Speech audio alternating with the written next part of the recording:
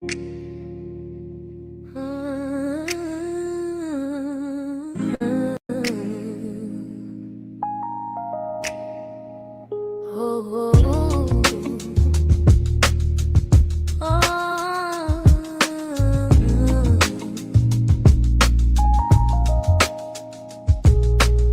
with me, let the truth be free.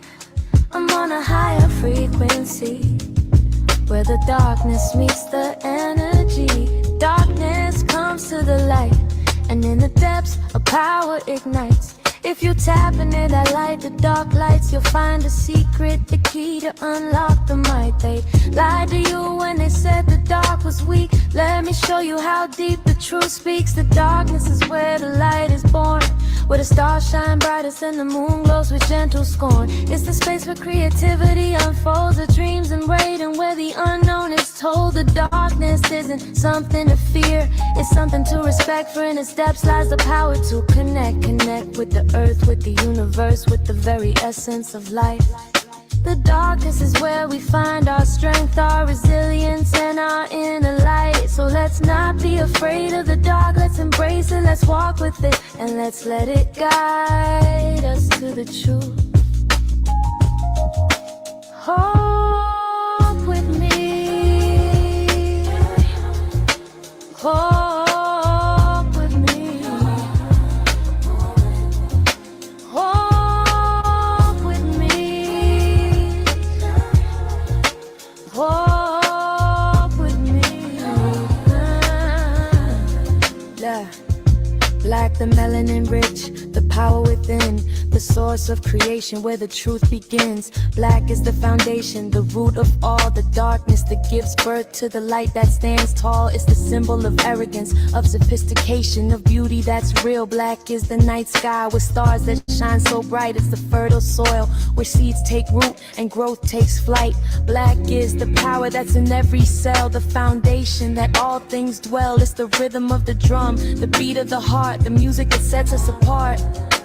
Black is the culture, the history, the heritage that makes us who we are. It's the pride, the strength, the resilience that refuses to fade. So let's celebrate blackness in all its forms. Let's honor its beauty and let's let its power transform. Walk with me, walk with me.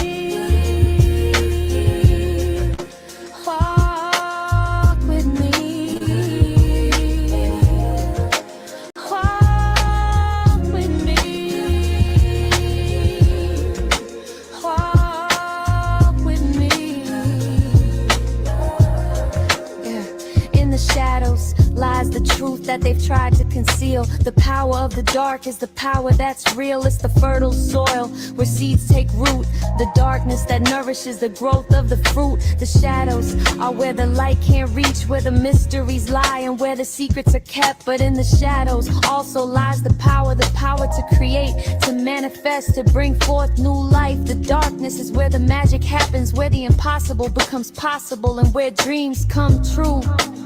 So let's not fear the shadows, let's embrace them, let's dance with them, and let's let them guide us to the truth. The truth that sets us free, the truth that empowers us, the truth that makes us whole.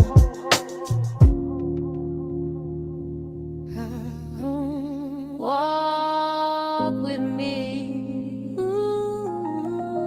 Yeah. The truth is coming and it won't be stopped. The black light is shining and it's on the clock. They can't contain it, they can't define the power of blackness. That's divine, we're taking back the narrative, we're setting the record straight. Black is powerful, black is great. The truth is rising, it's taking its place, it's shining its.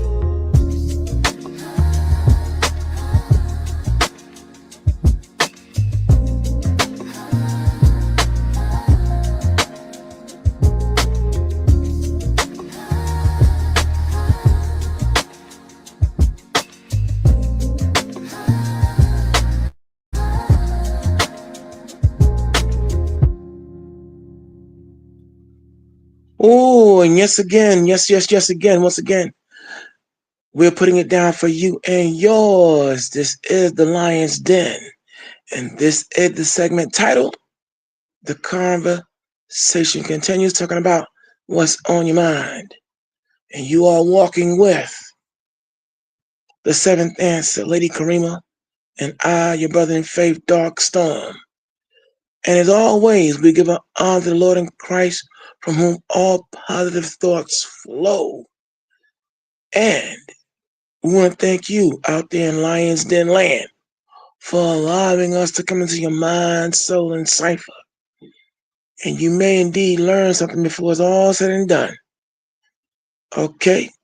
But in the meantime, in between time, as you come into this conversation and you are being blessed to listen to the original sounds by the seventh answer, as we take this walk, because only two can walk together if they agree, as the scriptures say. And so, as we walk this long Lion's Den journey, please understand the seven eyes which fuel this powerful machine. And that is the intelligence, inspiration, integrity, independence, influence, insight, and information, which all are the sums of what? The facts that we bring.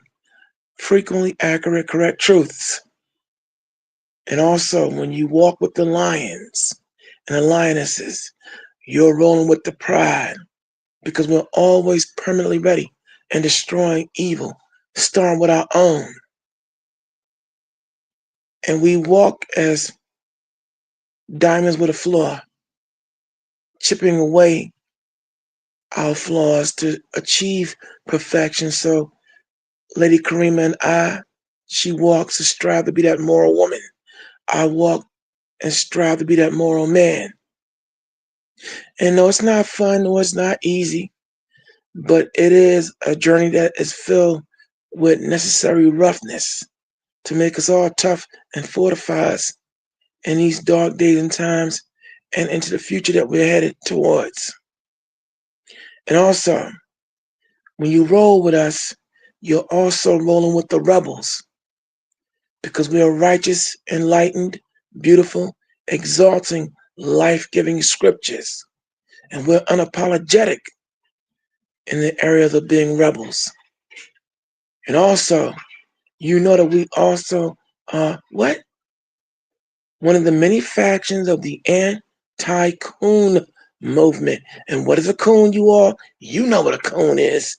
But just let me remind you, that's COON, a continual, obvious, obedient, yes, a boss nigger. Well, we don't do that here.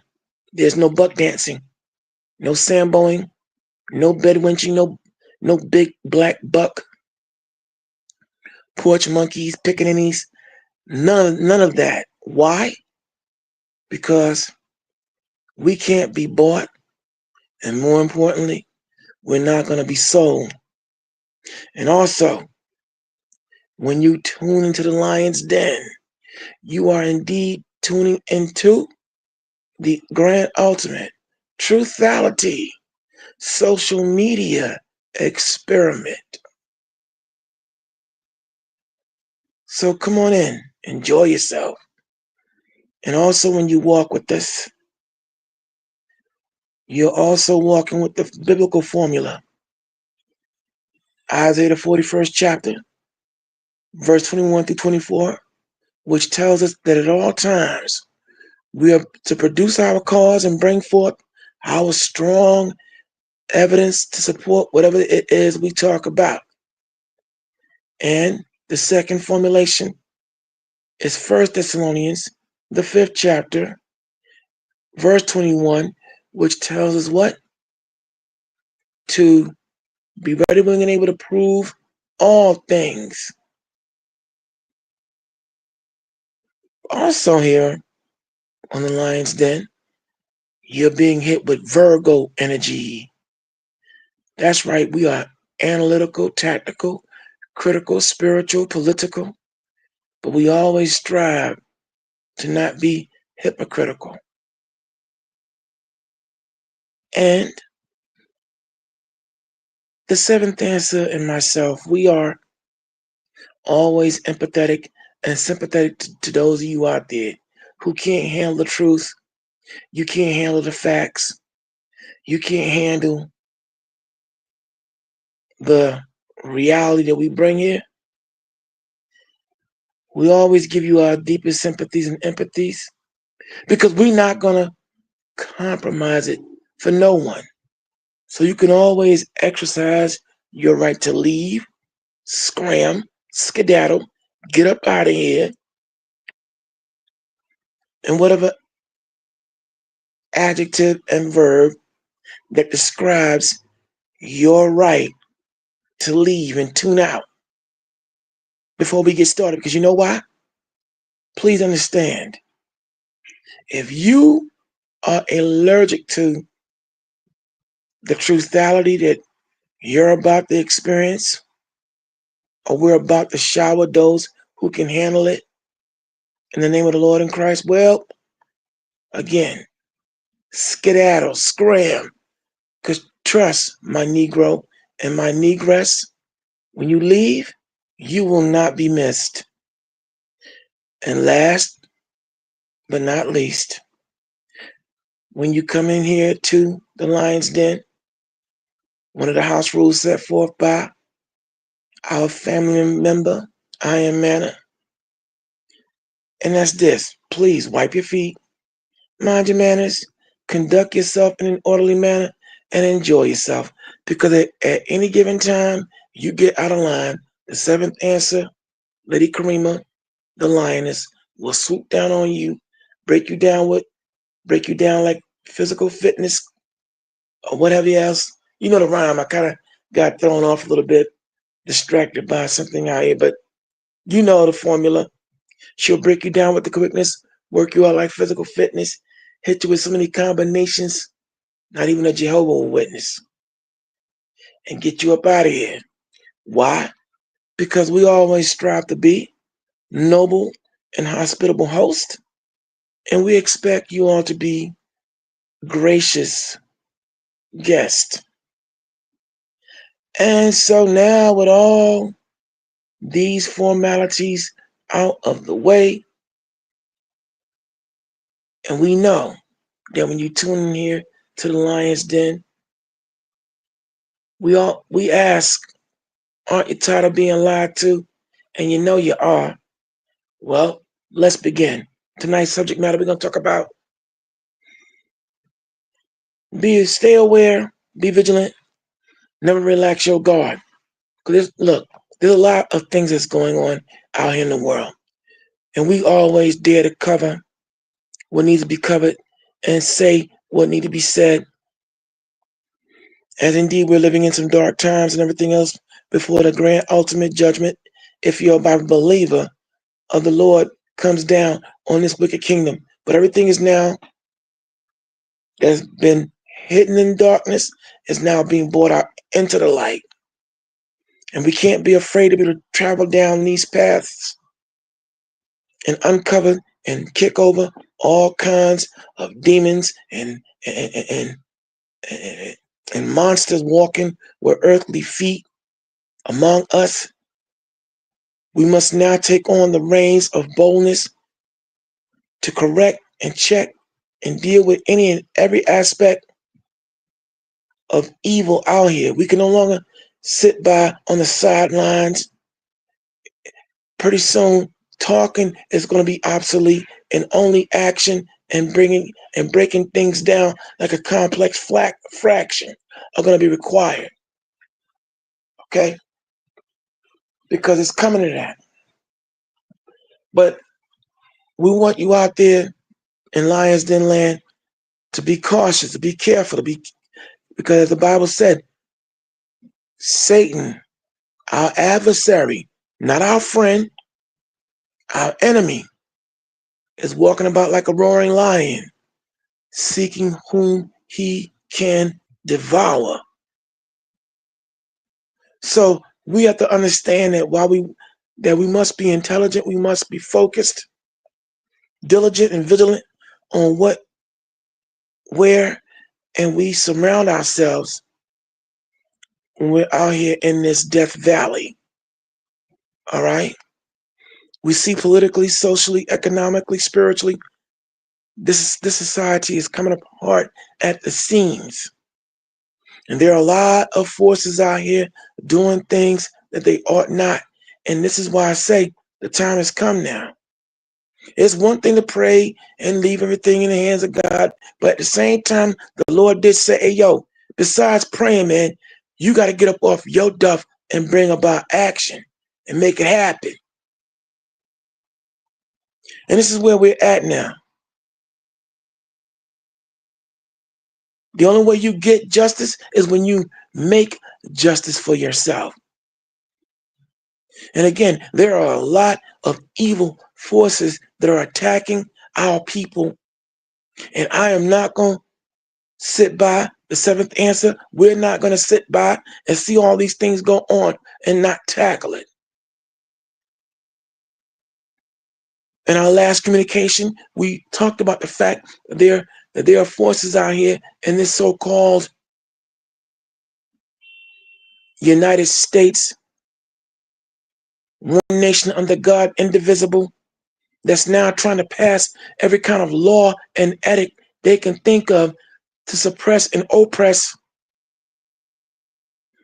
all voices of righteousness, all voices of clarity, all voices that's ready, willing, and able to call them out on their skullduggery and all the chicanery and evil that they're doing. But that's not going to stop us. That's not going to stop anything now. We're living in a time where people, these so-called leaders of these United States are proven to be traitors, treasonous, and lecherous, treacherous.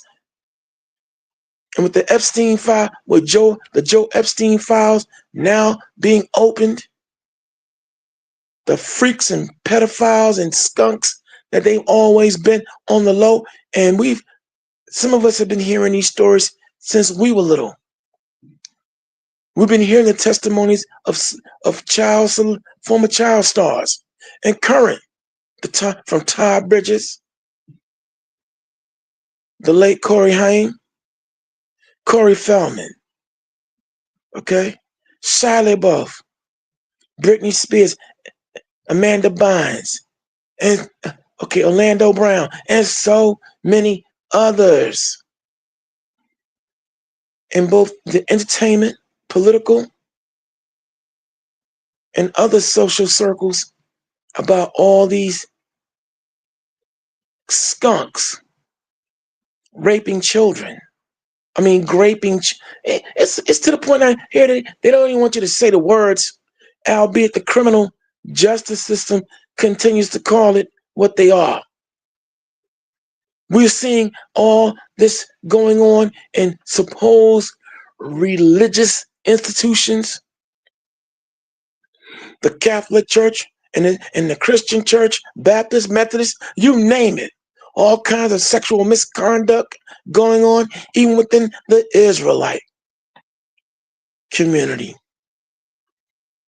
And everyone who pick up the Bible talking about Lord, Lord, Jesus, Jesus, man, give me a break, man. So when you join us, we always are on the attack.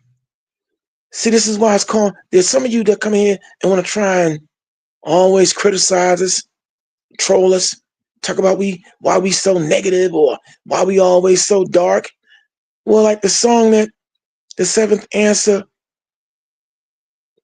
constructed. Look, out of darkness came the light.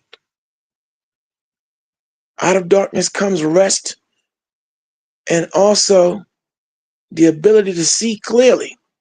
Some of you say, well, wait a minute, what? How do you see clear in the dark? Don't forget that darkness can act as a shade because too much light in your eyes can blind you to certain truths.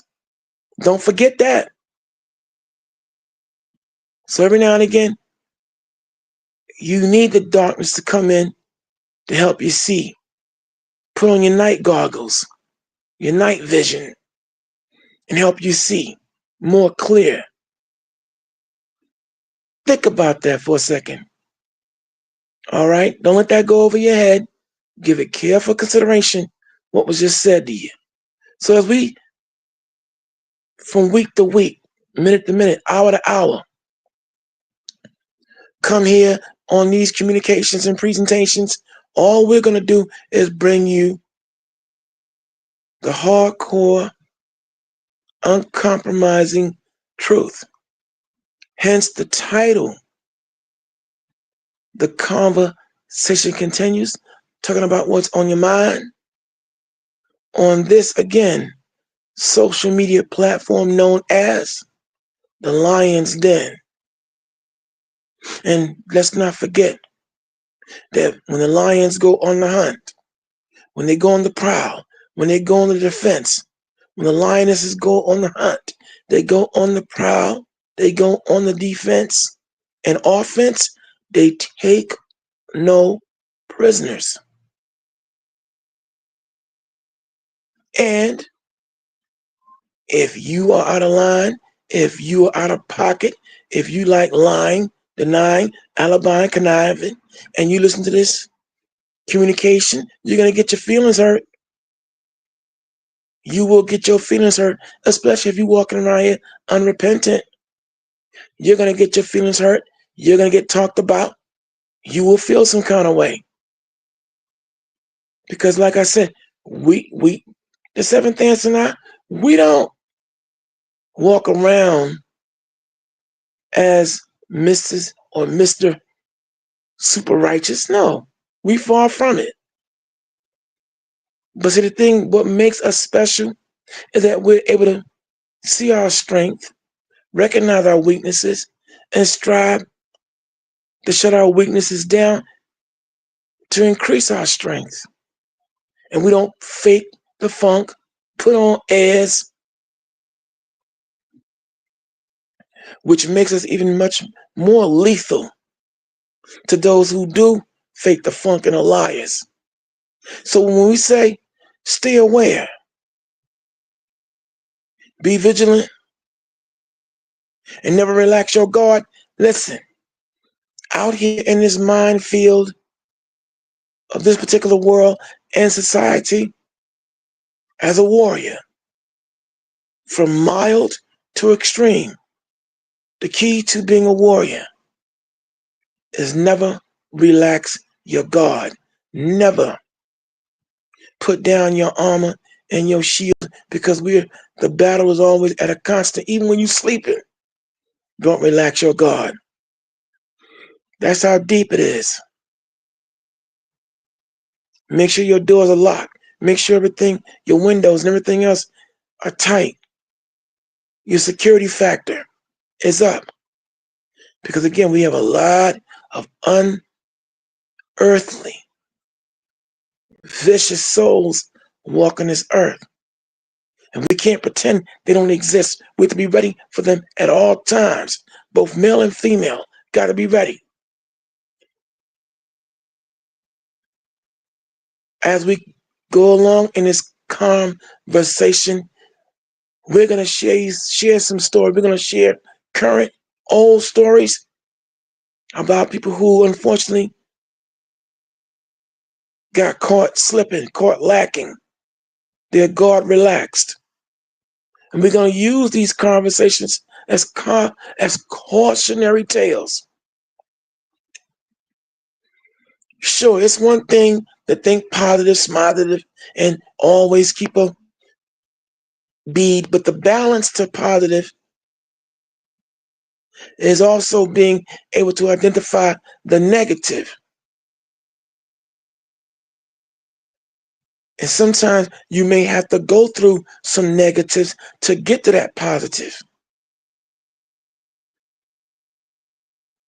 And therefore, here on the Lion's Den, I and the Seventh Answer Lady Karima, we take the banner of responsibility to make sure you understand all dynamics and realities that we are given by the Lord to communicate to you. There are a lot of voices out here. All right, so we're giving you what the Lord wants us to communicate to you here on this conversation as it always continues.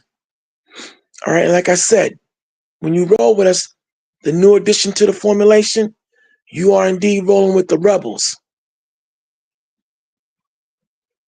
We don't care about being popular. We don't care about certain forces out here that don't like what we do.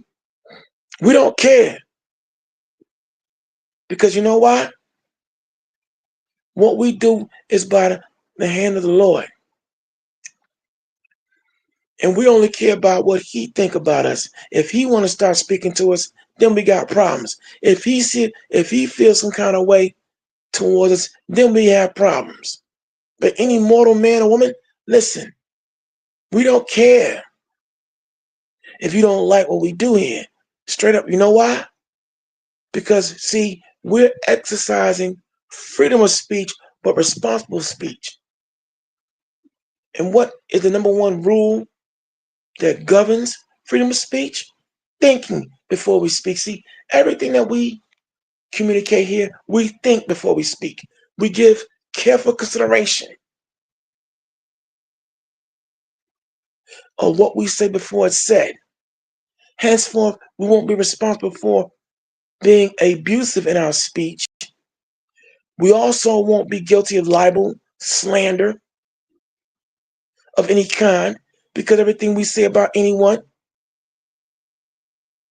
on a personal or professional level can and will be proven.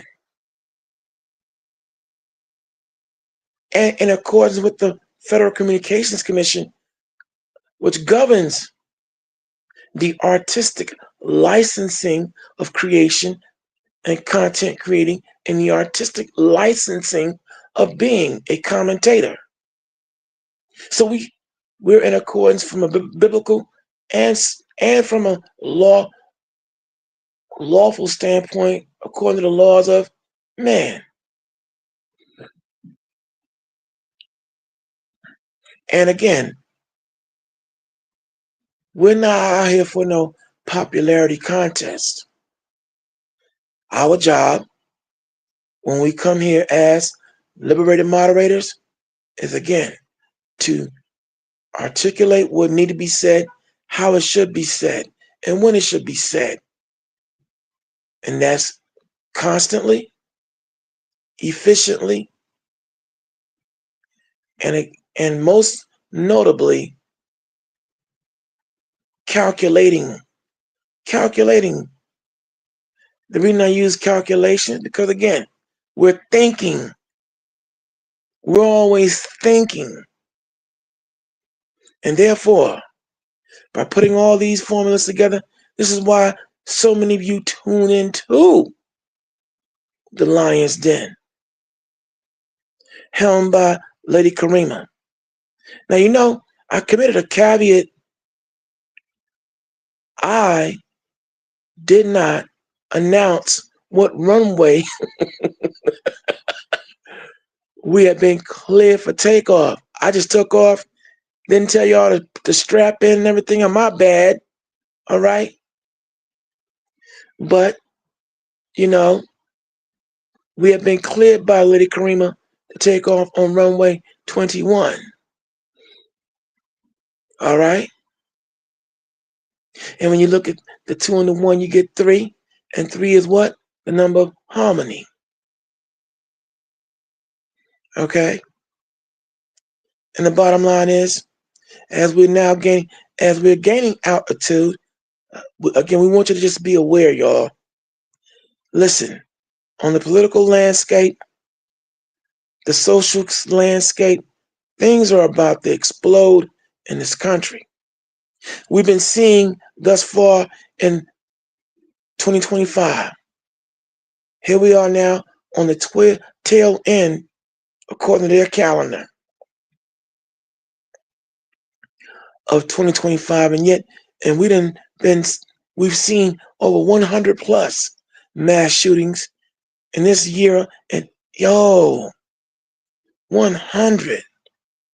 Think about that for a second. We're on the premise of an economic collapse. We're definitely about to see a civil war. We're definitely about to see all types of things break, just as biblical prophecy said it would. Now, for all my Bible believers out there, you know we have to fortify and continue to prepare ourselves, embrace ourselves. And for all you non-Bible believers, you're tuning in now because you're looking for answers.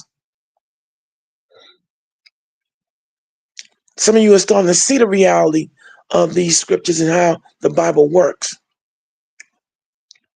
whether you care to admit to it or not. But either way it go, when you tune in with us, we're not going to give you a sermon. We're not going to inundate you with about 100 scriptures when it only takes 5 to get to the point. What we're going to do is just present things to you, stories to you, realities to you, to get you all out here on point. Look, on that note, don't know if you know how in the last number of episodes that we've been covering in these last number of years, we're talking about the clear and present danger that Black men and women and children are facing in this country. Certain things are happening out here on the dark side, and from what we deduce to be ritualistic satanic practices and sacrifices to downright just certain people losing their minds and attacking our people and lashing out, which is going to definitely culminate into some all-out warfare, as the Bible said it would. Now, Lady Karima and myself, we don't advocate any violence, sedition. We don't advocate none of these things. But what we do advocate, unapologetically, that you formulate and fortify a defensive structure for yourself and those you love and care about, because we do not advocate anybody laying their life down and letting someone take it from you.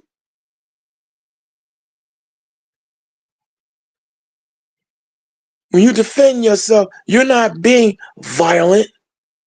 You are curtailing and destroying those who are violent. And we done presented a lot of strange, I'm going to use the word strange, occurrences involving the disappearance of Black men and women in this country. And we've been covering Texas, but now here it is just recently out of Washington, D.C. There's been a sudden surge. I wouldn't say sudden, because there's been a lot of things going on, but just in these last couple of weeks, 34 Black women in a particular area have come up missing now. It's just starting to make the news. But not only in Washington, D.C., we've covered Austin, Texas, Houston, Texas. That definitely seems to have a super set of serial killers. And many of the victims in those killings are Black folk, Black male and female, but especially female. There are a lot of things that are going on, and we're going to cover these issues tonight as the conversation continues, as you chime in and join in. We will throw up a caution if you have your children listening. Sometimes you may want to introduce them to, some wholesome conversation that we do engage in, but there's certain subject matters we're going to cover tonight that may be just a little bit, parental discretion will be advised. Because look,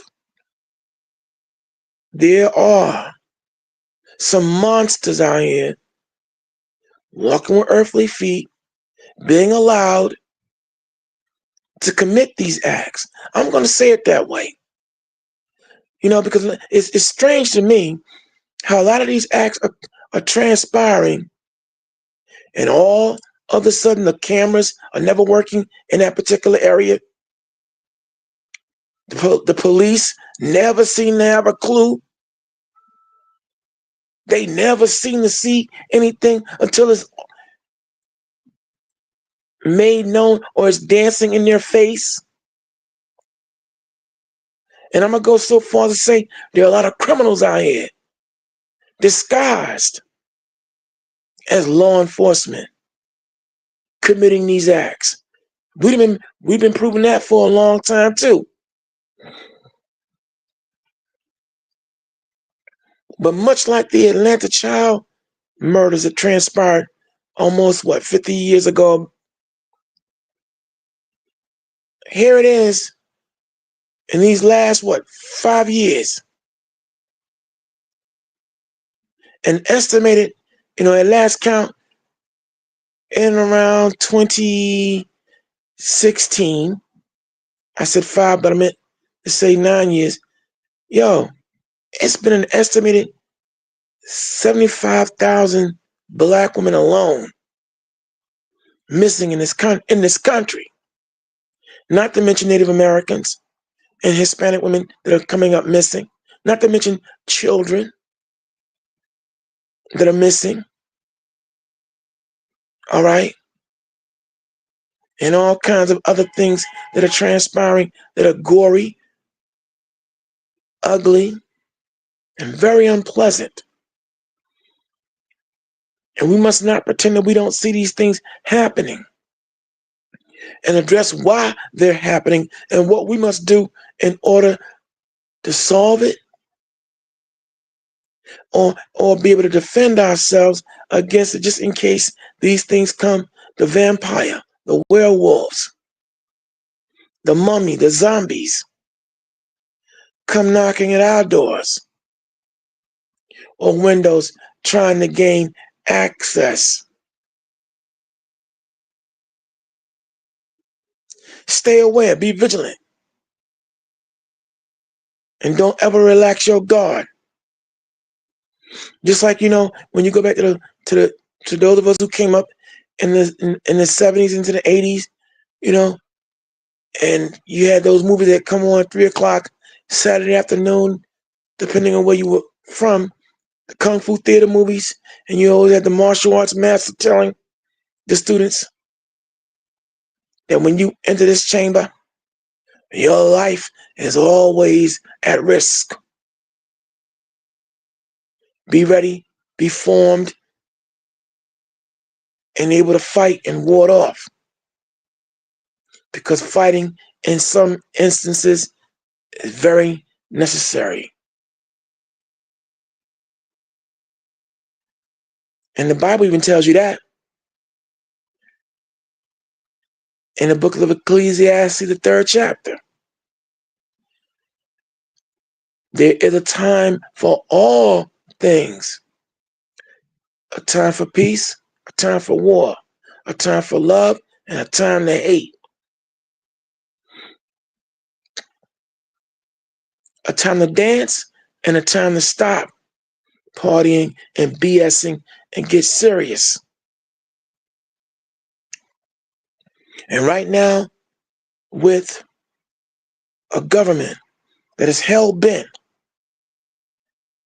on making laws and passing laws with all types of tyrants, kooks, crazies, freaks, and depraved, entitled,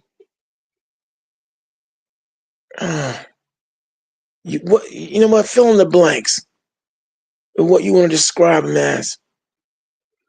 Committing all kinds of heinous acts, and again, passing all types of unjust laws. We must be ready, willing, and able to defend ourselves. Because see, again, Ephesians 6 and 11. 6th chapter, 11 verse of the Bible tells you that we're not battling against just flesh and blood. That we're also battling against what? Evil principalities and high places, all kinds of demonic forces and high places. And again, tonight we're going to not only talk about events that are happening, we're going to also revisit MK Ultra. Yeah, that's right. The seventh answer. She planted, she watered. Now I'm gonna. I bought it. I went out and did a little searching and bought in another video dealing with the MK Ultra and where a lot of this stuff is stemming from. That a lot of these monsters that you see out here doing the things they're doing, were cultivated, formulated, and may have been indeed sent out here to do what they're doing, which is why they're not being caught. That might sound harsh and, oh, there he go with the conspiracy theories. But you always hear us say here on the Lion's Den that art imitates life. And these movies that we sometimes see are not just movies. They're what they call predictive programming. And I always like to reference one particular movie that was way ahead of its time, but Magnum Force, starring Clint Eastwood. And that movie, it dealt with what? A police captain who felt justice wasn't being put forth fast enough or in the proper lanes. And so he gathered up rogue police officers who started going out targeting the scum of the earth, but then it started getting to the point where they were starting to hit people who hadn't committed too tough a crime. And it took Dirty Harry to say, listen, where does it end? One minute you're hitting these people over here, but then you're murdering and killing people who may be innocent. So as we begin this walk, all right, for all my swirlers out there, for all you out there that love your Becky, the brothers who love the Beckys, and for all you sisters that love the Chads and want to talk all out your face, we want you to listen to this here.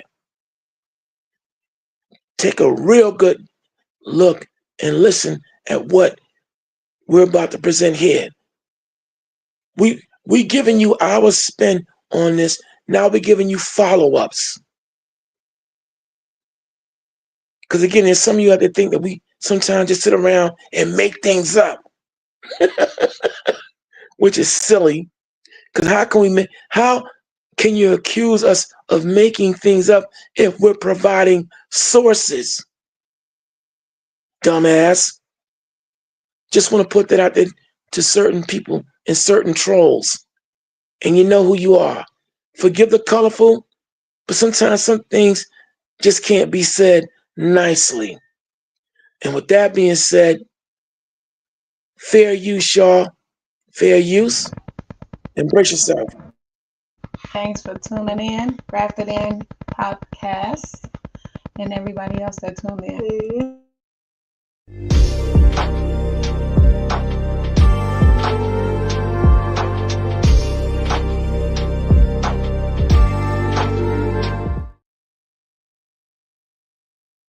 We touched on was a recent case, I think it happened last night or the other night, of a young lady, I think it was down in Louisiana, Baton Rouge. And in that story, we talked about how the suspect in that case actually was sent to the hospital in critical condition. But now we have an update. Apparently, he has actually passed away from his injuries. As you can see by the headline, a man accused of stabbing a woman to death before setting himself on fire has died. Now, not only do we have an update in that case, but also you remember this suspect in particular, he had restraining orders from at least 6 different women across the country, right? That's what stuck out to me the most, right? Every single time to let him right back out onto the streets. And I'm also amazed at how, like I say, when a certain demographic commits crimes, you notice the accountability never falls on their collective, right? For example, let a single black man commit a heinous act. The accountability falls on all black men as a whole. Black men do this, black men do that. Let this demographic commit a heinous act. It's just this individual. It's just himself in particular, right? Let a black man become successful. You notice it's just that one black man by himself. That positive attribute never gets attributed to all black men as a whole, right? Our negativity gets attributed to our entire collective. But you notice these guys commit heinous acts, barbaric acts on a daily basis, and you notice it never falls on their collective. They never get stereotyped with negative propaganda. I'm just amazed by that fact. But anyway, you remember in this case, you're just crazy. Police said that according to preliminary reports, the suspect, Stephen Heinrich, arrived at the victim, Stacey Charles' residence, began ramming his vehicle into her vehicle, then removed her from her vehicle, stabbed her to death, and then drove away. While he was fleeing, he entered the oncoming lane of travel and resulted in a head-on collision with another vehicle. And while inside his vehicle, he then set himself on fire. And then he was taken to the hospital with life-threatening injuries. And then now we got the update. He has also died. So he has chosen the coward's way out, and unfortunately, he cannot be held accountable for his actions. Now, like I said in the last video, the episode of The Culture, what stuck out to me the most was the fact that he was arrested a week prior, and then he posted $2,500 bail, and he already had 6 out-of-state protective orders from various women across the country. Now, unfortunately, like we already discussed, the Stacey Charles incident, unfortunately, I think the young lady was a victim of propaganda. What she's seen on TV, what she's seen on social media. You know, she would say things like, I'm about to start taking getting a white man very serious. And just a host of other just tweets and social media posts just glorifying, you know, this particular demographic. And unfortunately, like I said, I just think she was a victim of propaganda. Truthfully, that's my assessment of the situation. And now we have victims of the other women.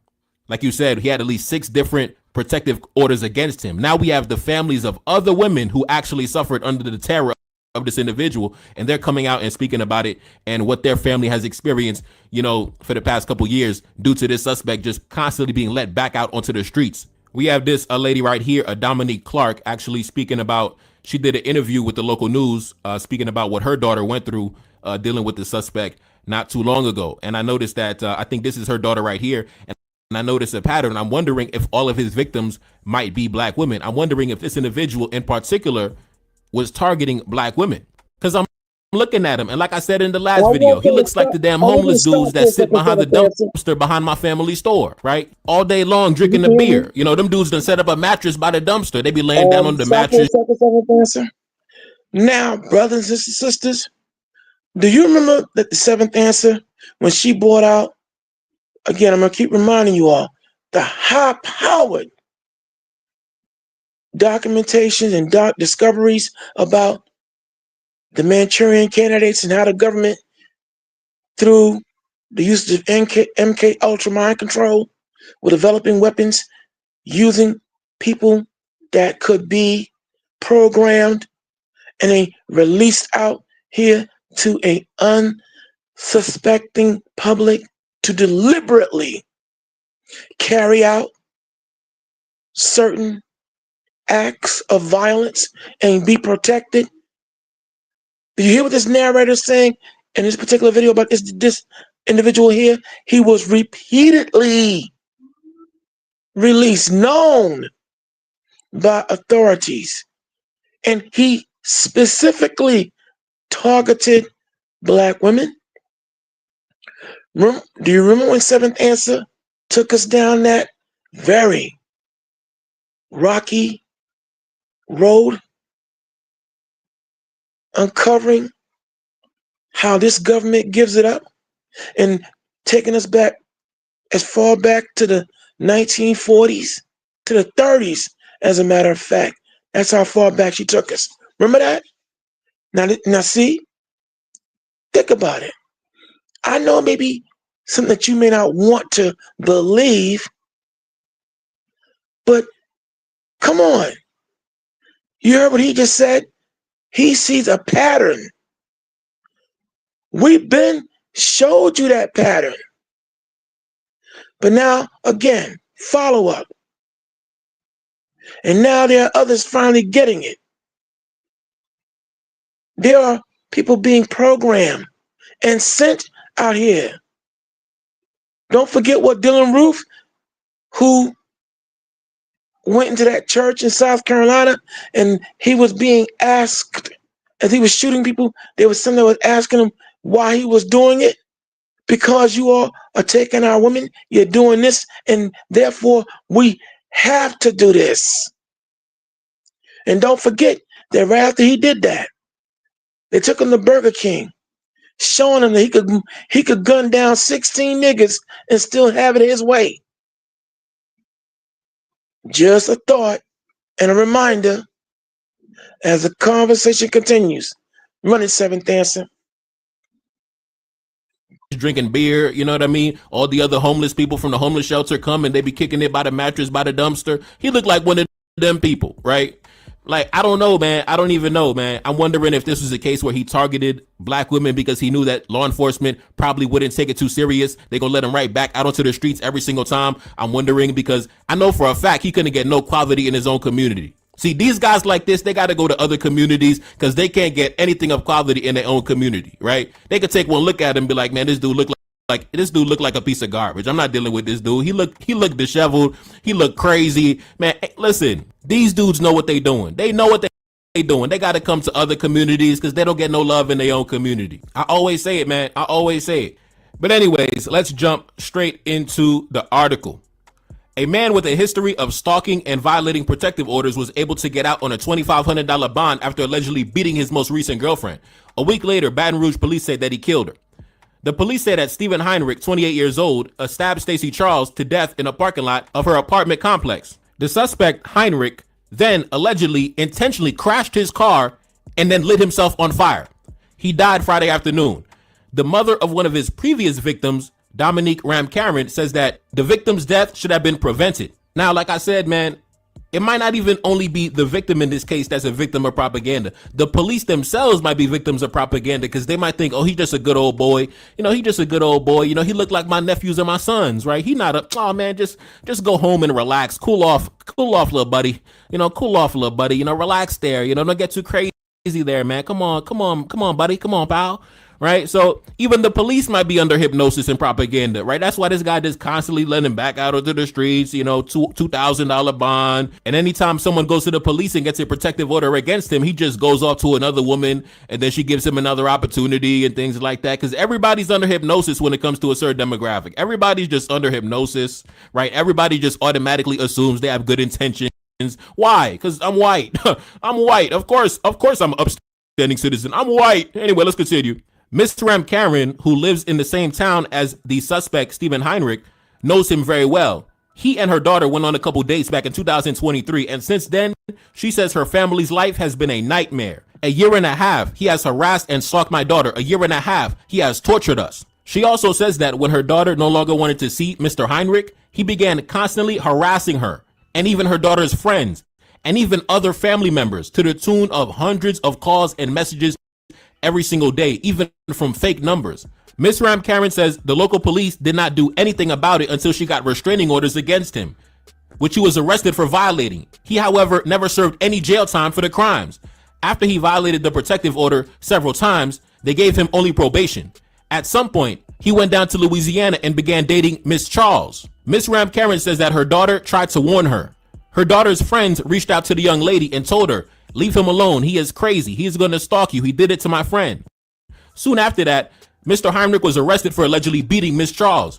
The commissioner gave him only a $2,500 bond and a restraining order. That was just last week before the stabbing. So how does a man who has a assault, harassment, probation, warrants was able to slip through the system and only get $2,500 bail and get back to the same woman and then kill her? The investigative unit learned that at the hearing, the state did not have his complete criminal history, but did tell the commissioner that he had been arrested for violating a protective order in the past year. The system failed both of these young ladies. It failed every young lady in the path of this man. He was supposed to already be in jail. According to the police, Mr. Heinrich had restraining orders against him from 6 other women out of state. It is unclear why the DA's office was unable to find those protective orders. Now listen, man, listen. This guy, everything in this case, the fact that he was able to slip through the system, the fact that he was able to get out of jail every single time, constantly committing felony crimes, only get $2,500 bail, violate the protective order, get right back onto the streets, give him bail once again, $2,000. The only reason he was able to do this, go state to state, commit crime after crime, back onto the streets, no time, probation at most, probation at best, and still have women still coming up, dealing with him after the fact, it's all because he was white, bro. All because he was white. Now, hold on. Also, I want to remind y'all, do you remember when the seventh answer, she was giving us the breakdown and the discoveries of all this MK Ultra and how the government was using people who were very suggestive? Do you remember that in some of those on some of those presentations, they articulated and made it clear that that most of the people they were using and programming, they programmed them also to be what? Self-destructive. They screened them looking for people who not only would be destructive to others, but would also be willing to be destructive to themselves. In other words, once their missions were accomplished, once they did what they were assigned to do, they would kill themselves if need be. This dude, Heinrich, look at his last name, German. Okay? Repeated offender, attacking black women, getting the lowest of bails, $2,500. He pays what 10%? That's what, $250? $250? If he came from a well-stocked family with money, that's nothing. And yet they did not and refused to keep him contained, detain him. And now look, just a friendly reminder, you all. Go ahead, Seventh Answer. What you got to say? And they up on it based on the fact that when he got out, he was under monitoring. He was under some kind of surveillance himself based on the fact that he had restraining orders on him. So he had some type of monitor device on him. So that's go back to the device that, that they be using to keep track of them. They be knowing at every position, at every moment. Okay. And who knows? Through those ankle monitors or whatever they got going on, they can send frequencies, trigger them. I'm just saying. That's speculative, but correct. But yeah, man, yeah. All right, let it play out as a conversation continues, y'all. Something to trigger them. But you're right. Like I said, they use certain other nations to target other nationalities because they trying to get an uproar. Well, the way it's looking, they're gonna get what they want because this just got to stop. It really does. Okay, and if going after the authors of this confusion is what need to be done, then let it be done because this got to stop.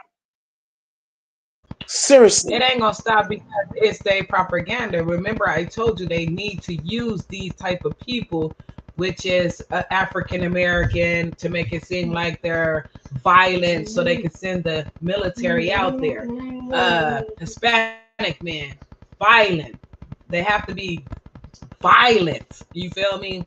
And yes, they sometimes try to detonate they device, which is the person they using. But at the end of the day, like I said, they're in control of these people, so they can use them for their propaganda to keep the media tripping off of these particular groups. And like you also uncovered, it comes down to the money and fundraising as well. Wow. All right. Yeah, that's And yeah, that's all part of it. as the conversation continues, you all, we're gonna let this play out to its Just like the finale. African American guy that I showed you that had Right. the same situation. The Mhm. only difference is he didn't have the violent crimes as he had. You feel me? The stalking or whatever. But he just had just as many charges. You know, he didn't been to the mental hospital. These are victims that already been to jail. They have to use the people that already has been incarcerated numerous of times, and they have to reprogram them. That's why they put them back in incarceration because they have to reprogram them, send them back out there. Yeah. Okay. Yeah. You talking about the black gentleman who supposedly killed that white Ukraine girl? Right. And he was But like talking about, I said, and we heard his testimony. We heard his sister. He was talking to his sister on, as you say, as you pointed out, on, and she had a hidden, you know, phone, and let it be known. And he was talking about how they were programming, they was suggesting and doing all kind of things to him. Yeah, it's deep, so he Seventh said Dancer. that he said they planted a device in him to make him do that act, Yeah, yeah. and they have to take the device out of him, study the device, and see what is going on. He said now they have to, because he probably was the type of person that was already saying this to them already. For him to even say that now they're gonna have to study the device. They're gonna have to take the device and have to study the device that they have. Oh, okay. Yeah, yeah. Well, all right. Let's let this video play out, and we hope that Yeah, and you then are the other enjoying. dude. Okay, we're gonna go Go, back go, to go, the go.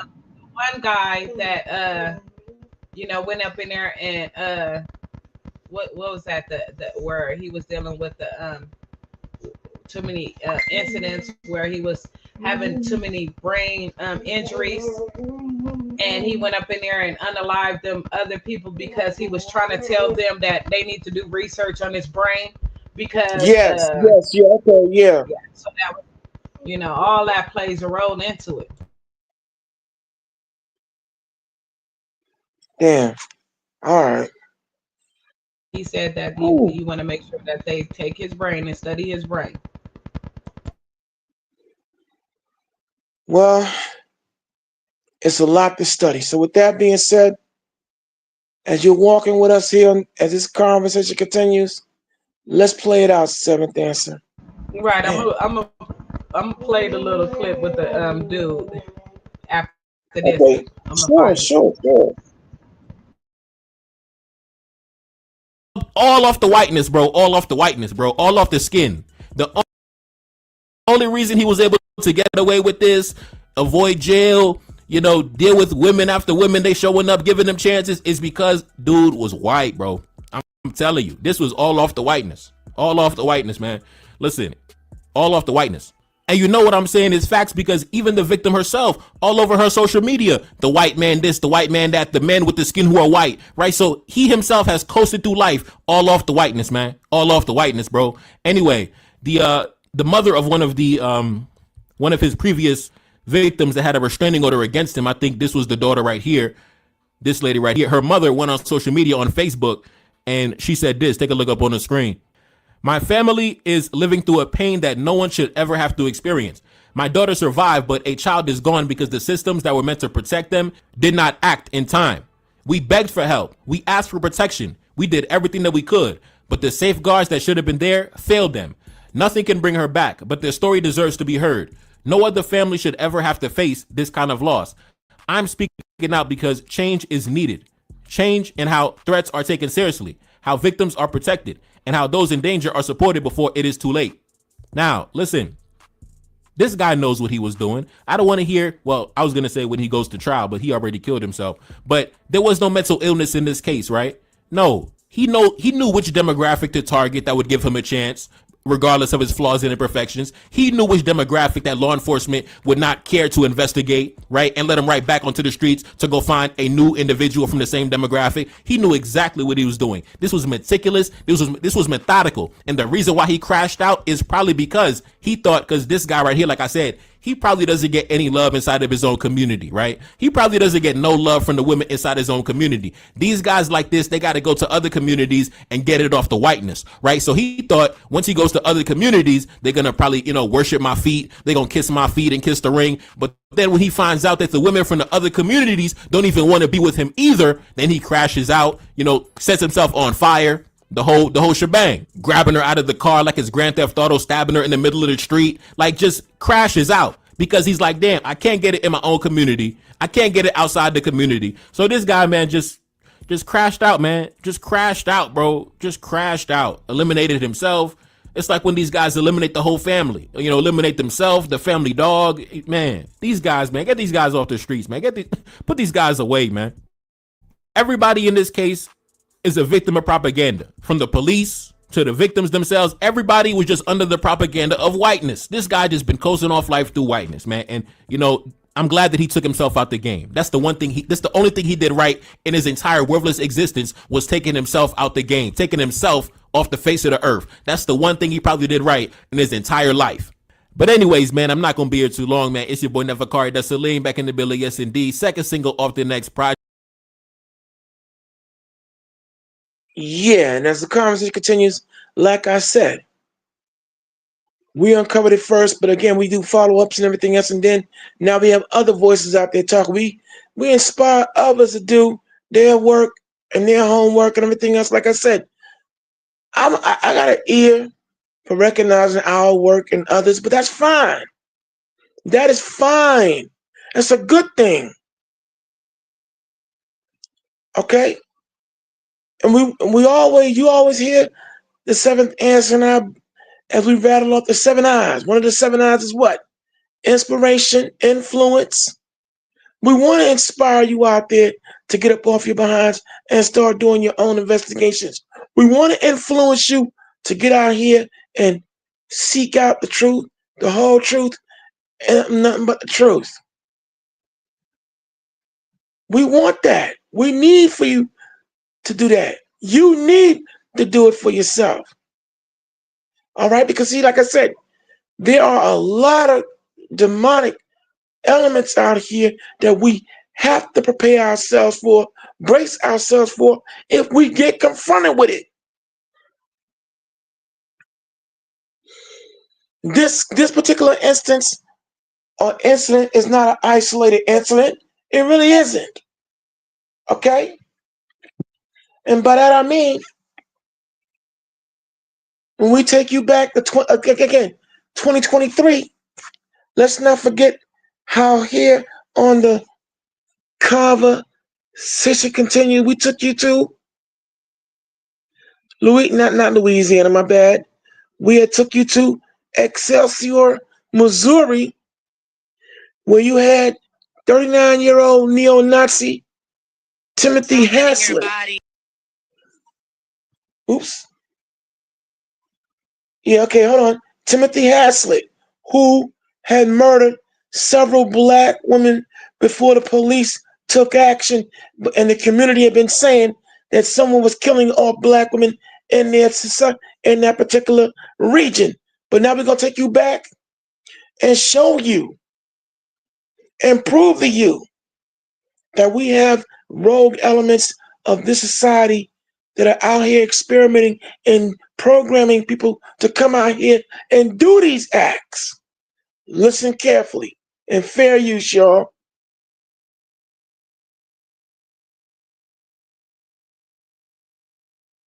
There's something in your body. Yeah, what? The material, put it like this, the material used in my body. There's something in your body. Yeah, what? The material, put it like this, the material used in my body is stabbed like. And so she just got stabbed. Yeah, that's not me. I'm talking about just for no reason. How long you down? But since they did that, now they gotta investigate the material my body is supposed to. Since they want to do all that, now they gotta investigate. She's from the Ukraine. She's from Russia, and you know they got a war. They had a war going on against the United States. So I'm just trying to understand, out of all people, why her? Hey, it ain't. I don't have nothing. They just like. So you said something in your body did what? Nah, the material, put it like this, the material using my body to stab the lady.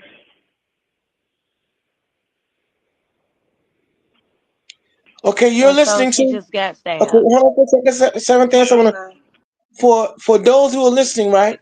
You're listening to the Carlos Brown. Okay, we want to give you the name. I had to go look into my notes.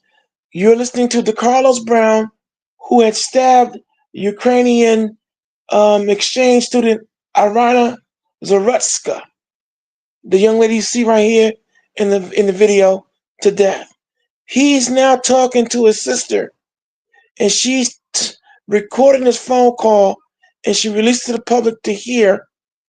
And you're listening to his testimony about what's been happening to him behind certain doors. Go ahead, seventh answer.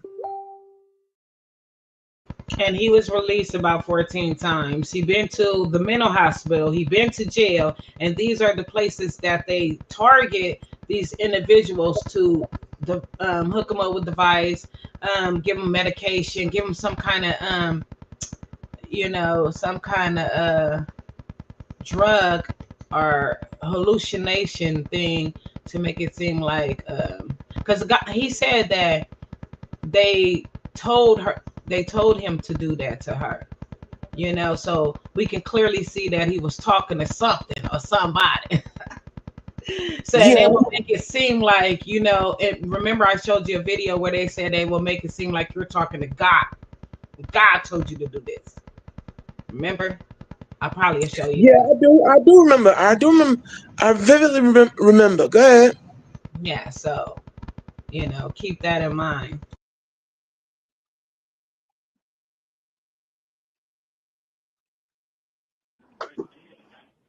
You know that's not me. I'm talking about just for no reason.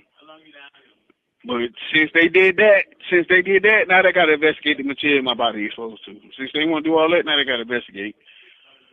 It's funny because she's from the Ukraine. She's from Russia, and you know they got a war. They had a war going on against the United States. So I'm just trying to understand, out of all people, why her? It ain't. I don't have nothing. They just lashed out on her. That's what happened. They lashed out on her. Who else was working the album? Who was working the material? Whoever was working the material? They Says something in your body.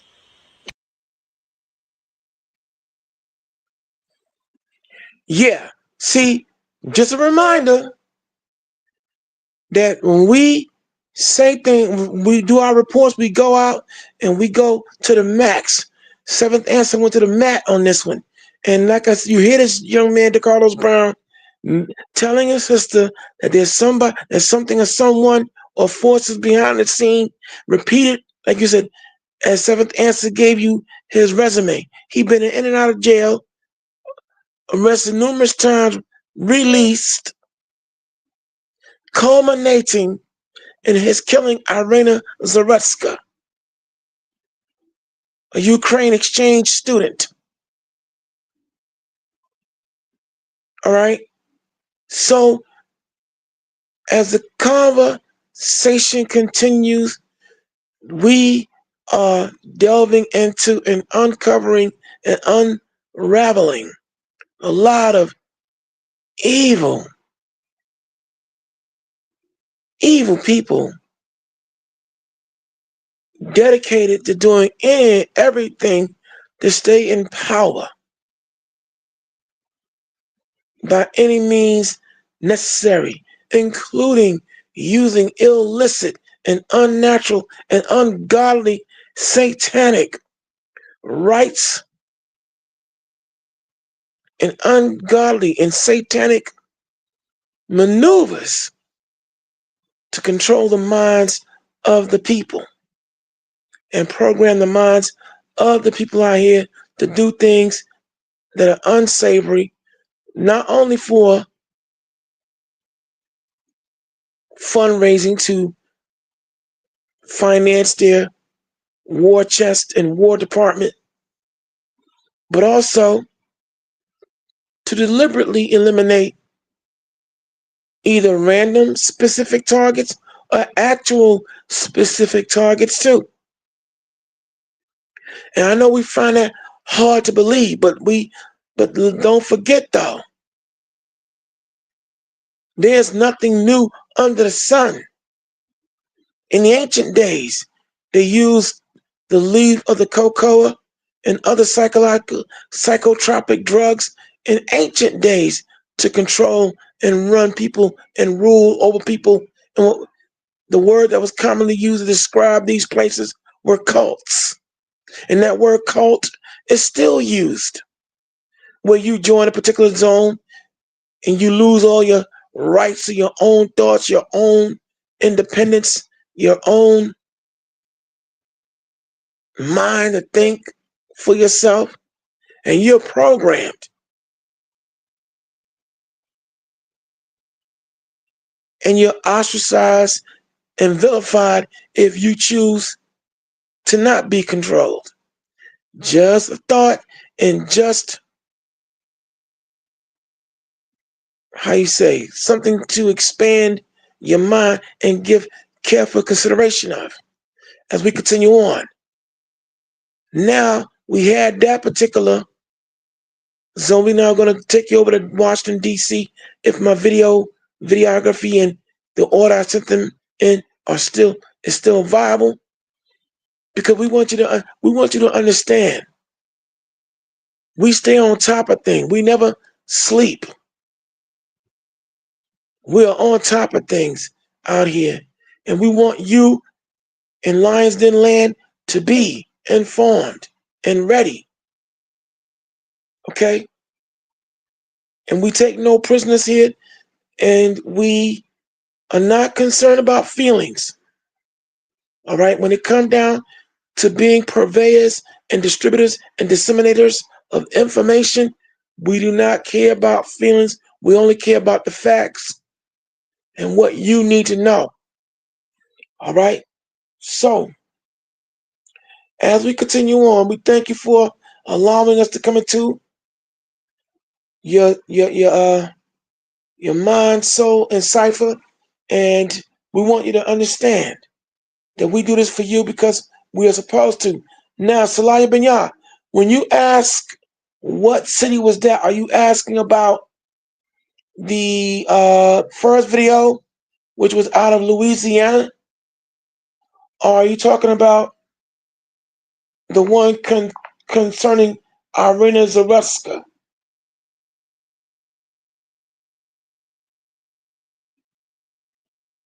Because that took place, if you're talking about the subway, that was in the blue line of the Lynx blue line, Charlotte, North Carolina, Salaya Benya. That was Charlotte, North Carolina.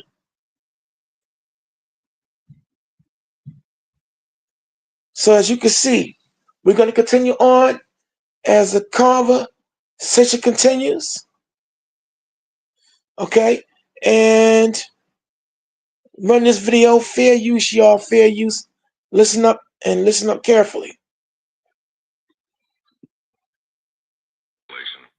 Some argue this event is part of a larger pattern of exploitation, where vulnerable individuals are used as pawns in furthering political agendas. As these claims surface, questions arise about the extent of government influence and control in such cases.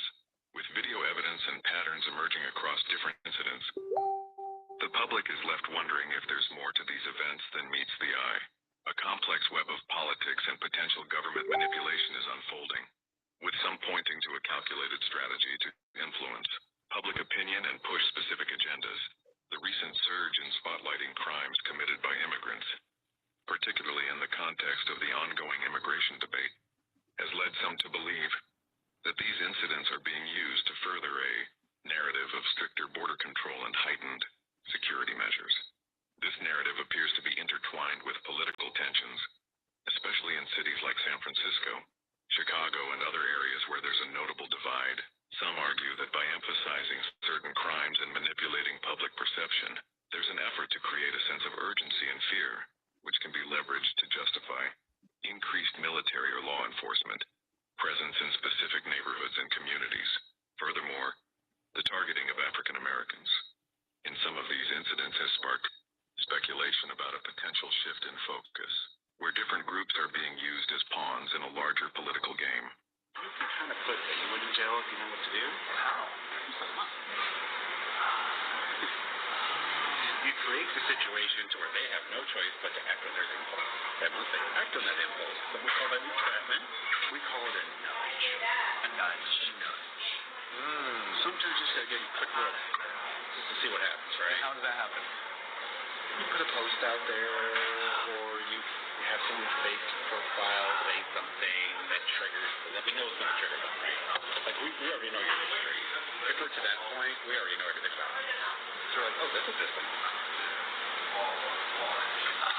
Sometimes you light the fuse and just wait for it to follow.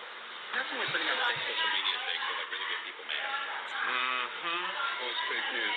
Sometimes it's not fake. Just embellish the world.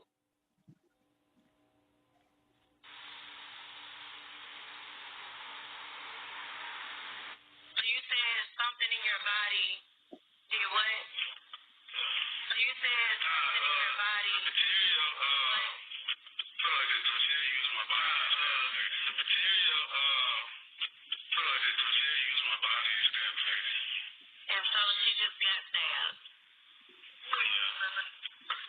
And so she just got stabbed. For no reason.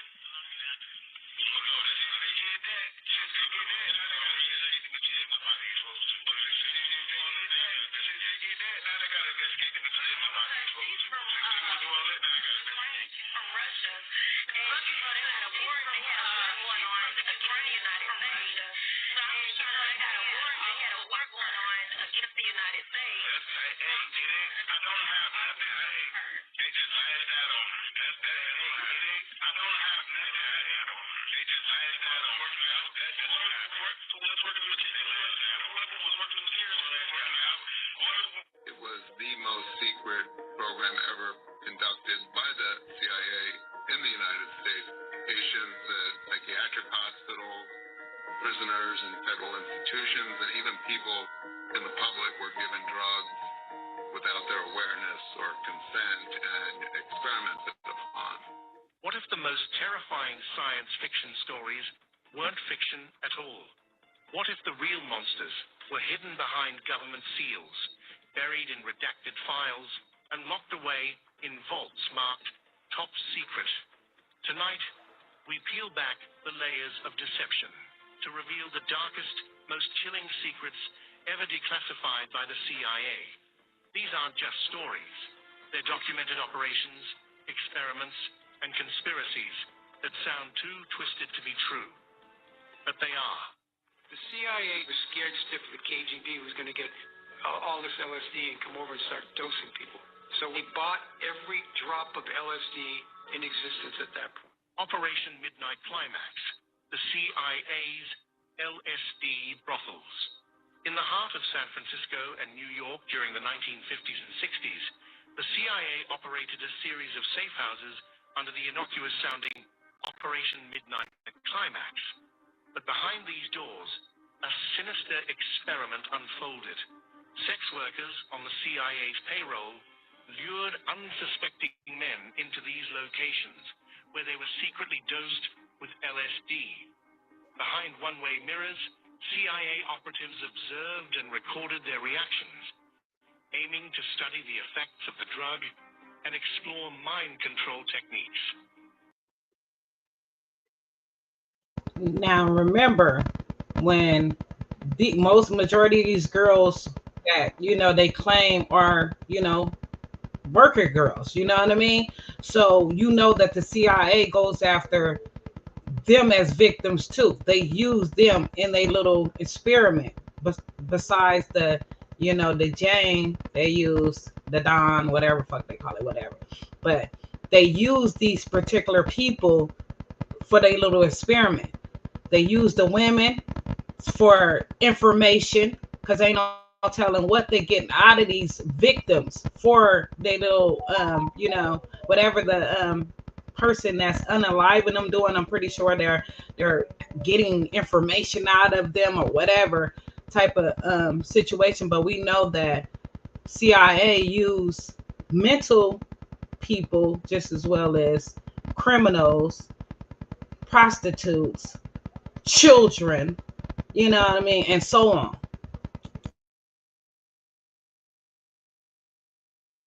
Agreed. Right along with drugs, that'd be their factor. They put it in the water. They probably put it in a medication on pill call. They probably, you know what I mean. We know that back then they used to shock a lot of them. You know what I mean? Yeah, you shock treatment. Yeah, in the county, okay, in the jailhouses and in these different facilities. So yeah.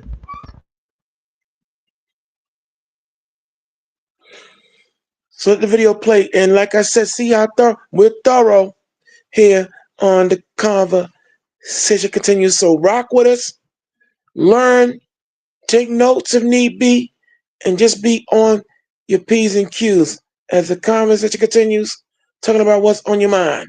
Go to work, Seventh Dancer. The goal? To determine if individuals could be manipulated into revealing secrets or even committing acts against their will.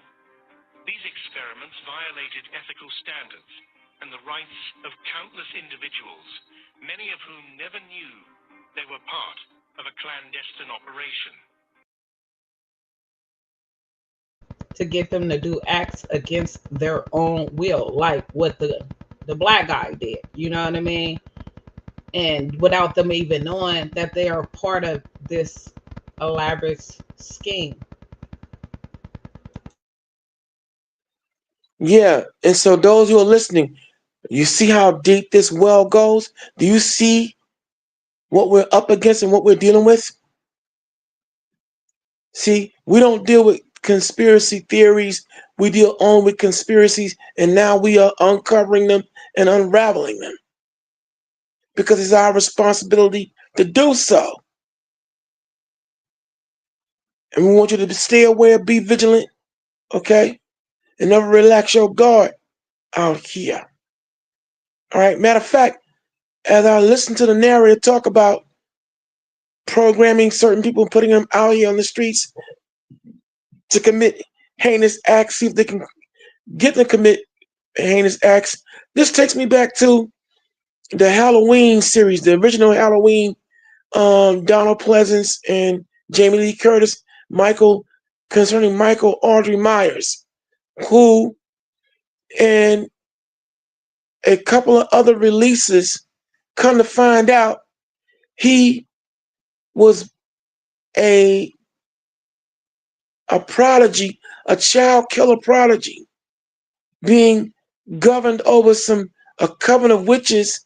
And matter of fact, at the sanitarium that he had been held, one of the doctors, as a matter of fact, the same doctor who in the original Halloween, Michael stole his car and drove off the sanitarium, was one of the main ones who had programmed Michael.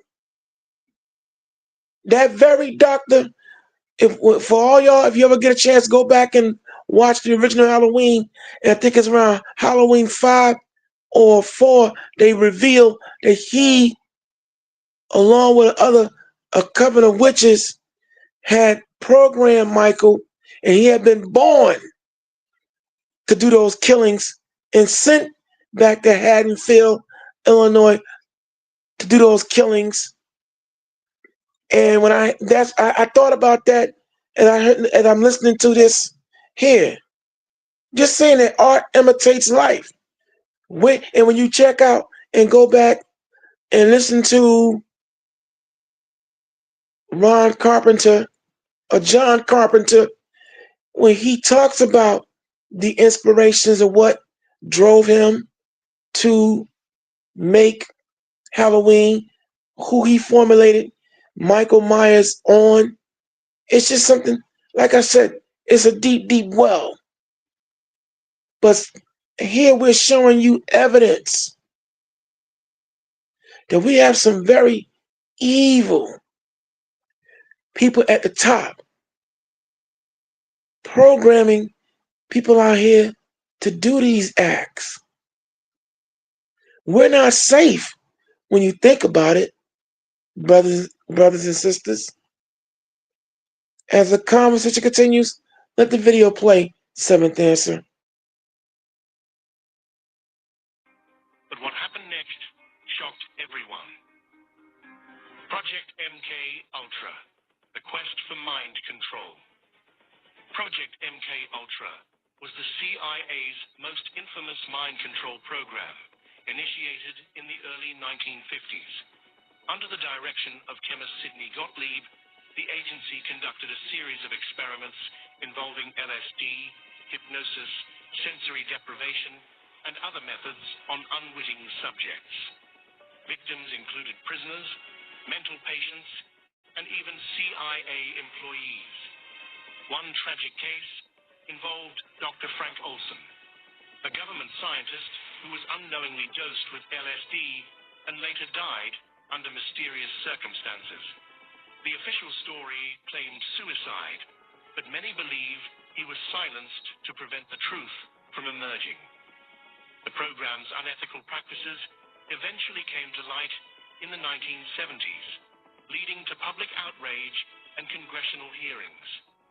Yet many details remain shrouded in secrecy, leaving us to wonder, how deep did the rabbit hole go?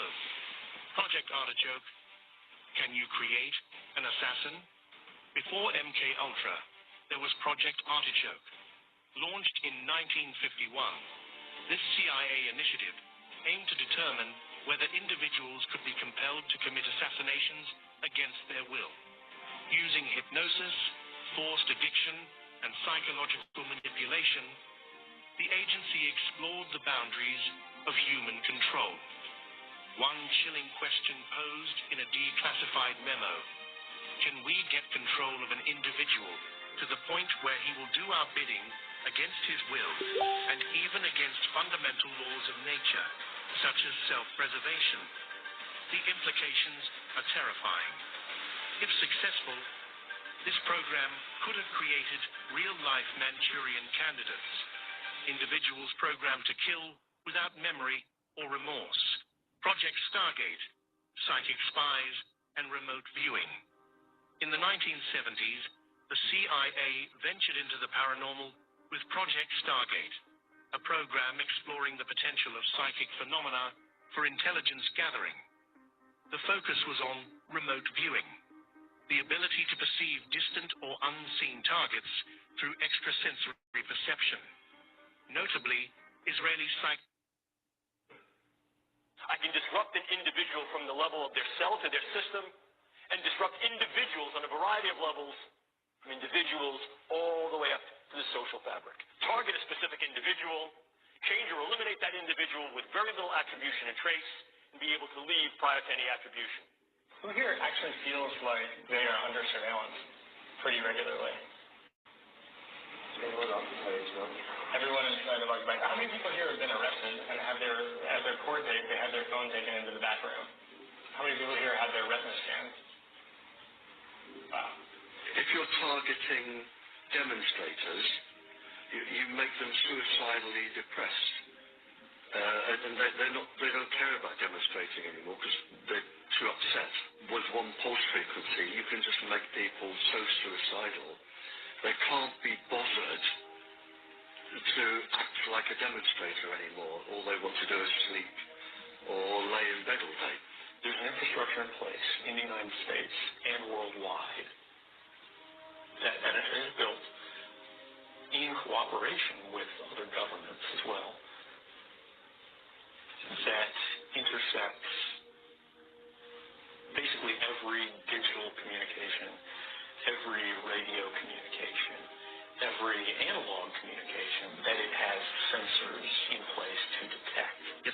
it through the internet, through the tapping of the lines or anything like that, through a commercial means, and they're unsure about you, they can get it by close access means, coming in and actually bugging your house or bugging your, or putting monitors in your system, in your house or on your computer. They can use your computer video to look back at you, or they can monitor within a certain distance the keystrokes you're making on your computer or what you're putting on your computer screen.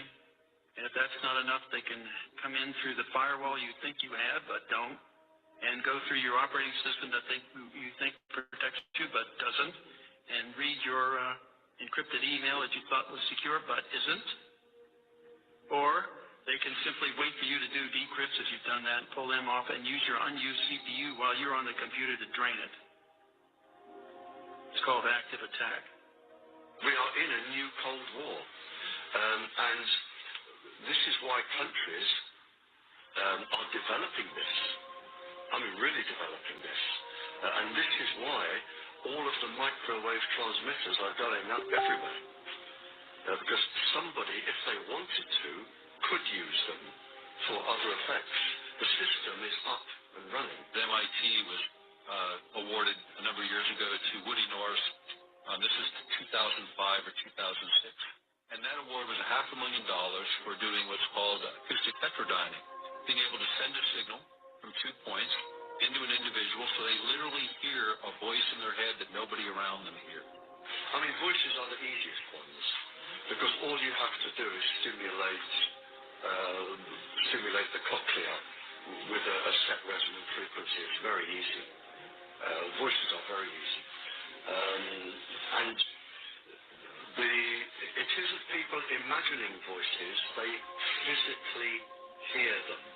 You can physically make people hear voices, certain voices, and it can be any conversation, and it can be anybody you want to hear. It can be a soft, angelic voice, it can be a god, it could be something that scares you like a devil. It could be anything. DARPA let a couple of contracts back in 2011, 2012 to the University of California for what's called electronic telepathy, being able to monitor the brain activity of human beings at a distance and determine what they're thinking. And then on a second contract, actually developing complex signals, being able to send them into the brain of another person, literally transmit a message.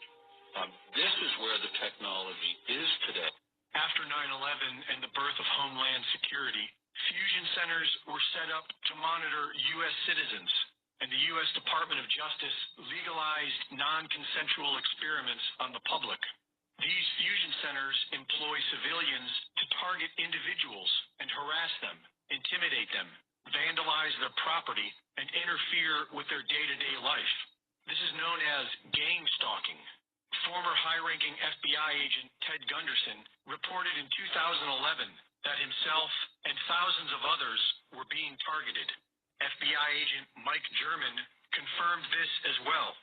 Several federal agents have reported that they were targeting individual Americans, including people who were simply pro-life, and that they were pressured to put more people on their targeting lists to legitimize more federal funding. These Homeland Security fusion centers are able Okay, to you know what? put any Stop American citizen for a on second. the terrorist watch list with. Hey, yo, did y'all hear that? The gang stalking? Now, does anybody remember the late Russell Jones, better known as the Old Dirty Bastard? Remember when he and Clifford Smith, better known stage-wise as Method Man of the Wu-Tang Clan? Remember they were on a particular program, and then all of a sudden, ODB said, listen, the United States government, you know how he talk, the United States government is conducting experiments on people. They're cloning people. They're programming people. Yo, I think back in retrospect, and do you remember how, if anyone remember that interview, did you remember how the fear that came across Method Man's face, and he lowered his head as ODB kept talking about the government conducting experiments and cloning people and programming and doing things to people? Remember Now, in retrospect, and as I hear this particular presentation, damn, man. We just played that a couple of episodes ago with him saying that on our show. Oh, you kidding? I didn't. Oh, wow. Okay, well, check that out. That wasn't. I wasn't a part of that particular conversation then. But Yeah, you Seventh Answer. was. It was me and you. We just played it. It was in one of my videos. Okay, now there you go. See, now I gotta. Yeah. Now I gotta go. Well, all right. I'm bringing it back up then. Thank you for reminding me. But listen, I'm just all over the place emotionally because Yeah, I that got was my own. when I brought up them talking about the music industry when I showed you about Ice Cube. Oh yeah. I showed you when he said that. Yeah. Okay, my bad. But I got my own mental issues I'm dealing with. But let me just say this here. There was something that this narrator just said a minute ago about the whole analyzing people's brain waves, what they're thinking, what they're feeling. Now, on one of our last presentations, I do remember, I'm gonna bring it back up. Hey yo, do y'all remember the movie Batman Forever, 1995, Val Kilmer, when you had Jim Carrey as the Riddler? He had made an invention. I mean, even though he used a blender, no, but it had the ability to brainwave and see exactly what was on people's minds. And Val Kilmer told Edward E. Nigma, Jim Carrey, the Riddler, an invention like that is way too dangerous, Mr. Nigma. And we won't want to invade people's thoughts. I couldn't be behind anything of that magnitude. And now you hear what this guy's saying? The CIA has been using experiments to be able to actually tap into your very thoughts, what you are thinking. They want to be God on earth.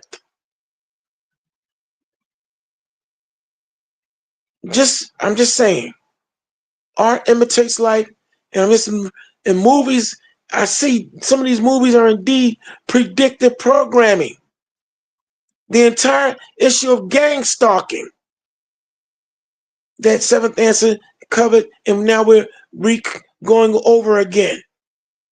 When you hear about certain people saying that people are watching me or they're on to me, matter of fact, ODB. I'm the ODB, as you can see, in FBI. Stop watching me. Gang stalking. When you talk too much and you're putting things out there, all those Boeing employees who were blowing the whistle about that particular company and the engines and what they were scrimping on, and they wound up dead. Gang stalking. See, we're not making this stuff up, y'all. And we want you just to be aware of the facts and now face the reality that a lot of the stuff that we're dealing with is being manufactured. It's not just happening randomly. Just edification, y'all. Re-edification. As the conversation continues. Take it away, Seventh Answer. Without any reason or due process. In 2012, NSA whistleblower William Binney reported that the feds are conducting comprehensive surveillance on nearly every U.S. citizen and targeting whomever they please. In 2014, Glenn Greenwald exposed the methods used to target individuals, such as hacking into people's social media accounts, posing as that person, and contacting their friends and coworkers. TargetedJustice.com is currently working on suing the federal government for targeting individual U.S. citizens with different high-tech weapons, including directed energy weapons. The Havana Syndrome, when diplomats in Cuba were attacked with directed energy weapons, was not an isolated event. There are thousands of individuals who claim to be under the same sort of attack, and they have the scars to prove it. As far back as 1976, the technology to remotely alter brainwaves has existed, including voice-to-skull technology that allows the government to directly transmit voices into people's brains. As bad as all this is, it is likely to get much worse. In 2017, Dr. James Giordano gave a lecture on the latest government technologies to target individuals, such as neuroweapons to control brain function and modify memories. I'm looking to target key individuals who may then be influential to relative aspects of their representative groups. I can affect individuals' brain functions in a variety of different ways, both positively and negatively, by engaging or disengaging nodes and networks of the brain that therefore affect their cognitions, emotions, and ultimately their behaviors. Something my colleague Jamie Canton likes to play with an awful lot is the idea of specialized neural operations. And here, once again, we're talking about the use of either drugs and or devices to modify the integrity of brain function that we realize can also modify individuals' perception of time and space.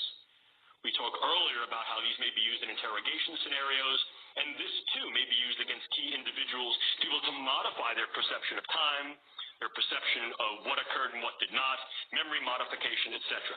Nanoparticulates that can give an individual a stroke. So what we're able to do here is infiltrate the brain space with nanoparticulate matter that aggregates in situ, on site in the brain, and does one of two things: either penetrates from the vascular space, gets in through the bloodstream, gets in through the nose, through the mucosa, or infiltrates the vascular space and clogs it. What is the result? What's called a nanoparticulate stroke, or a hemorrhagic diathesis, fancy word, for it's a predisposition to individuals having brain bleeds. He explains how they can make people sick with an undetectable illness to make them go crazy. What I'm doing is I'm using a dispersion methodology to be able to infect sentinel cases with a highly morbid condition. These individuals complain. Again, this is a central nervous system condition. So they're complaining of whatever the bug may do. It'll produce some cascade of neurological and neuropsychiatric signs and symptoms. What I've now done is I've got every individual who is diagnostically hypochondriacal, and I've got every individual who's the worried well flooding the public health system, banging on the door. The CDC comes back and says, nonsense, that's not real. CDC comes back and says, nonsense, that's not real. I come back and say, that's fake news. We are learning new details tonight about suspected directed energy microwave attacks targeting CIA officers and top national security officials. We first started hearing about them, and we told you about them here on Special Report in 2016, shortly after then President Obama opened the embassy in Havana, Cuba. National Security Correspondent Jennifer Griffin at the Pentagon has the latest tonight about a suspected attack here at home. U.S. officials say there are now 130 suspected victims, mostly CIA operatives and U.S. diplomats, being treated for brain injuries, debilitating headaches, and vertigo, the targets they believe of a directed energy microwave weapon. There's a mysterious direct energy weapon that is being used, and it is causing, in some cases, permanent traumatic brain injury. New indications suggest the incidents go as far back as 1996. Two individuals working on the NSC believe they were targeted in 2019 and in 2020, just after the election. One was near the White House and one was walking her dog. The Russians have been working on mobile microwave weapons for years. We have to get more information, and we got to tell the public what's going on. The U.S. Air Force and tech firm Epirus have developed a mobile high-energy microwave weapon to bring down drones. Epirus is also working on a miniature variant of the weapon that can be easily transported on a pickup truck. This is the type of technology that might be targeting American diplomats. The CIA is now taking the issue seriously, but without the actual weapon, U.S. officials don't know who to blame and how to stop these alleged attacks.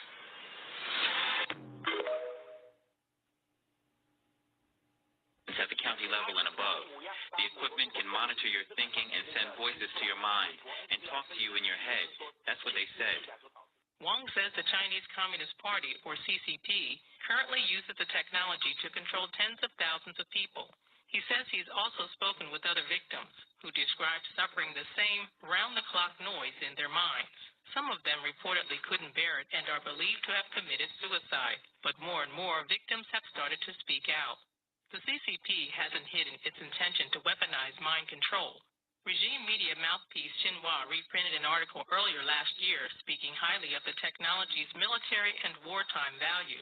The article says the purpose of mind control weapons is not the destruction of an enemy's flesh, but of his will. It also says the new technology doesn't require a chip implanted in the human brain.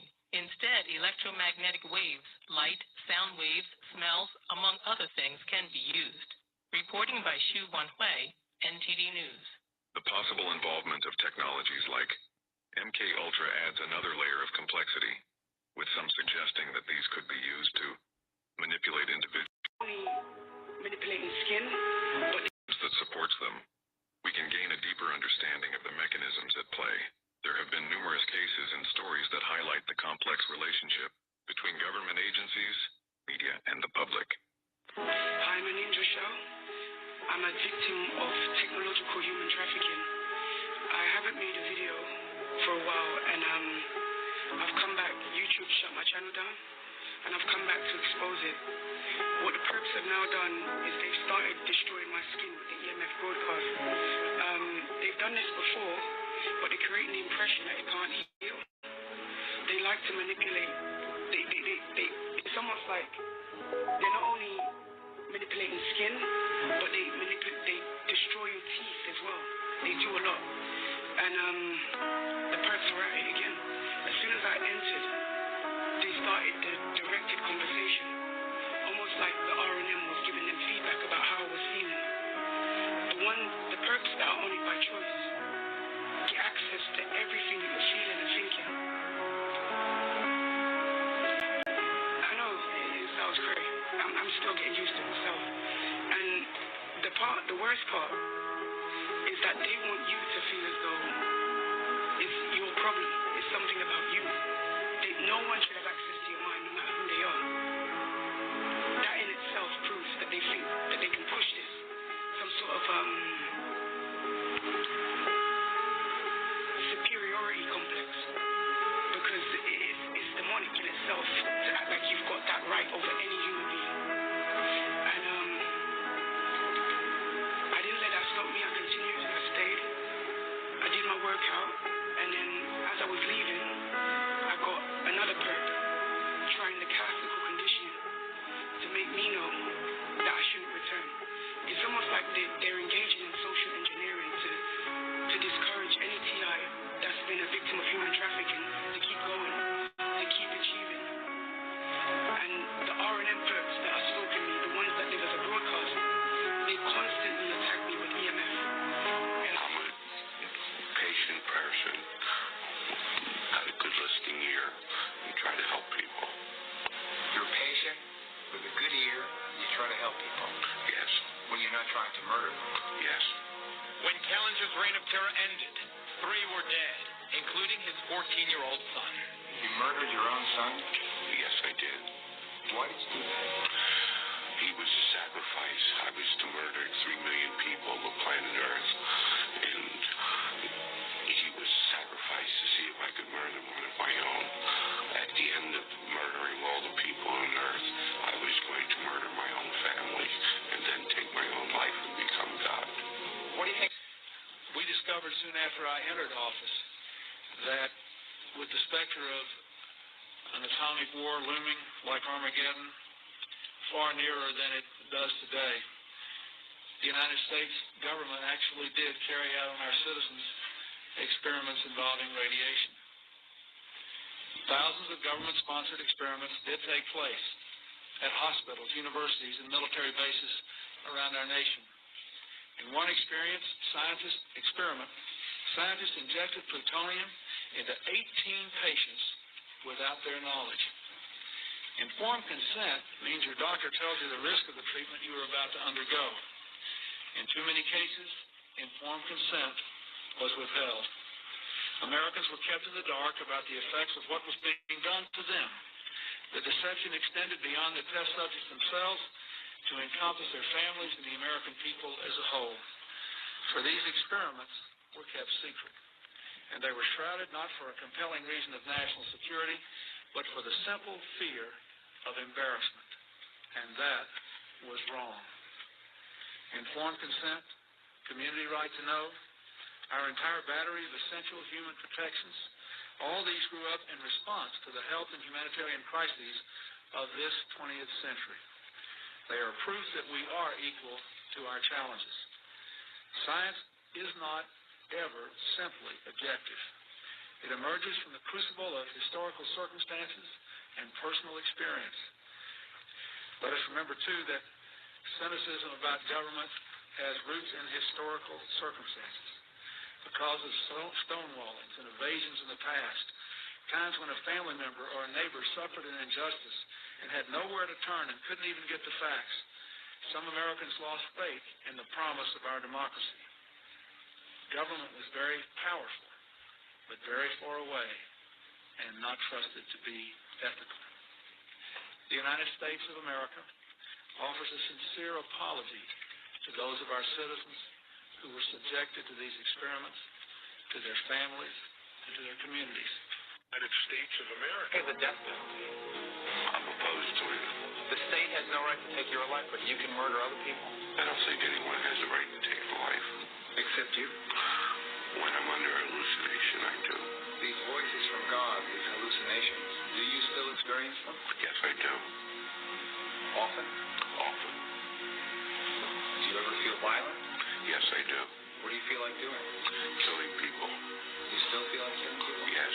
Describe the feeling that you get when you feel like killing people. Well, last March 11th, I was hallucinating, and I took a razor blade and I cut a man's throat.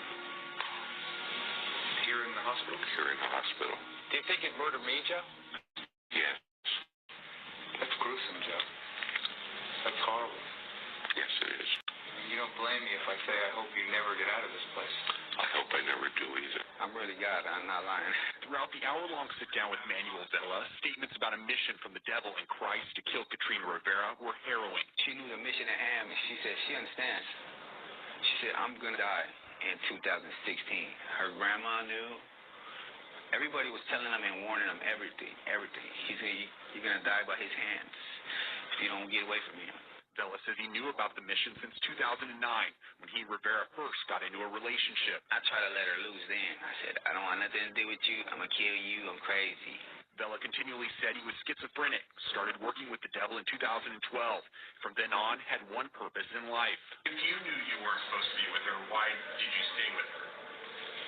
Oh, to kill her. So that was your only purpose this whole time? Yes. Kill her.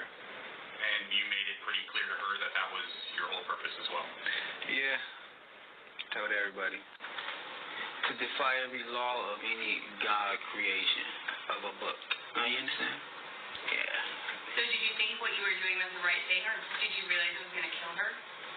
Well, we quite, as a team, you know, from extraterrestrial to religion to science, understand the voyage of telepathy and somewhat of high power vested in us as a team, me and Katrina Rivera. So, I understood, yes, that I was going to kill her. She understood that she had to die. And she was okay with that? Well, that's it. She accepted it, yes. From the Pentagon's influence on...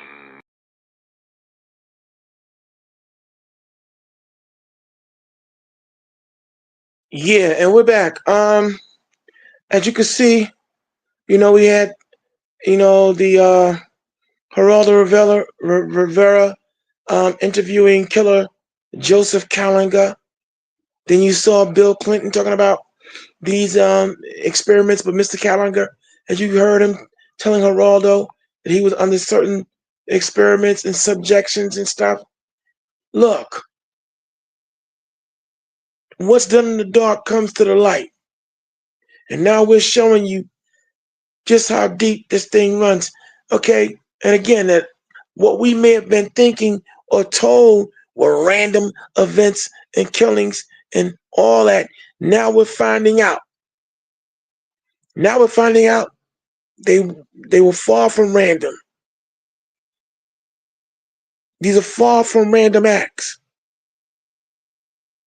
But these are deliberate, constructed acts that have been committed.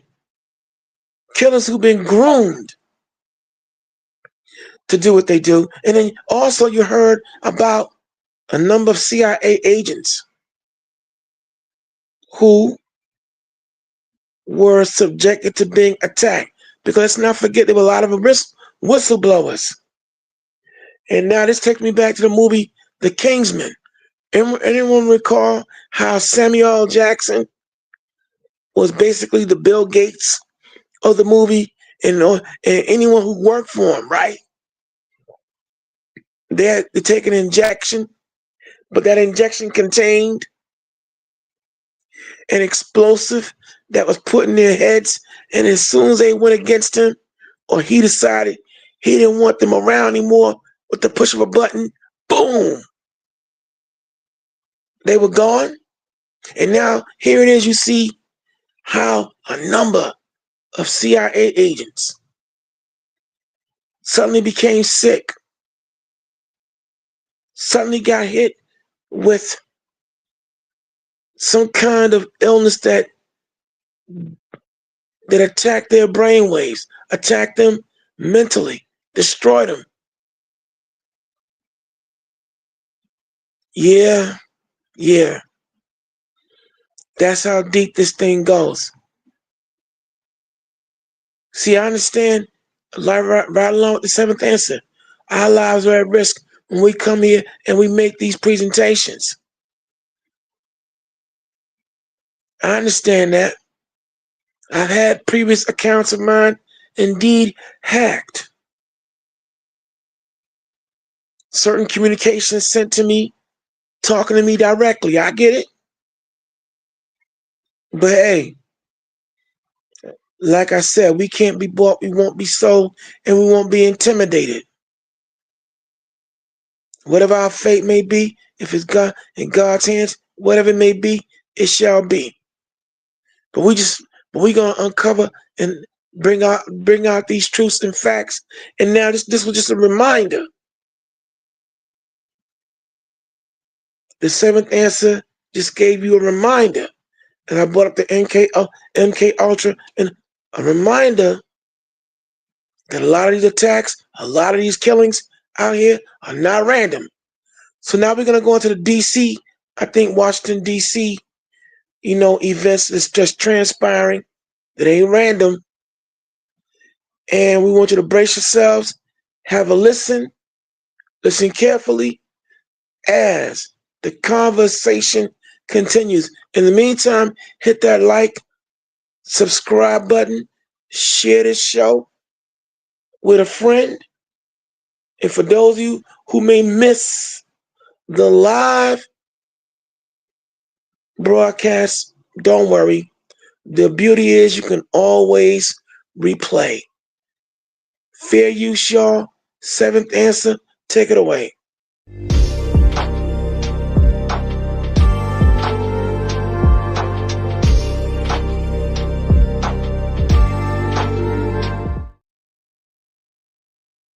I am here trying to do is bring attention to what's going on in Washington, D.C. with in regards to young women going missing. I want to say that I heard that yesterday, in a 24-hour period, 34 young women and girls went missing yesterday. If you want to confirm what I'm saying, you can go to missing.dc.gov/missing profiles, and you can see how many girls and young women are missing specifically from the Washington, D.C. area. Hello, wonderful people. Feels good to connect with you once again here. I'm Marvin. For those new to this page, kindly click on the subscribe icon below and follow my page. Thank you. Today we'll be discussing the recent disappearance of 34 black and brown children in a span of 24 hours. This happened in Washington, D.C. There's no news media coverage. Police are silent as well as the mayor. Black girls and women in the city and nationwide are mysteriously reported missing, often with less public attention and fewer resources. Media silence raises questions. In the nation's capital, no widespread amber lights have been issued. Families are begging for attention. Communities are sounding alarms, but the rest of the country seems quiet.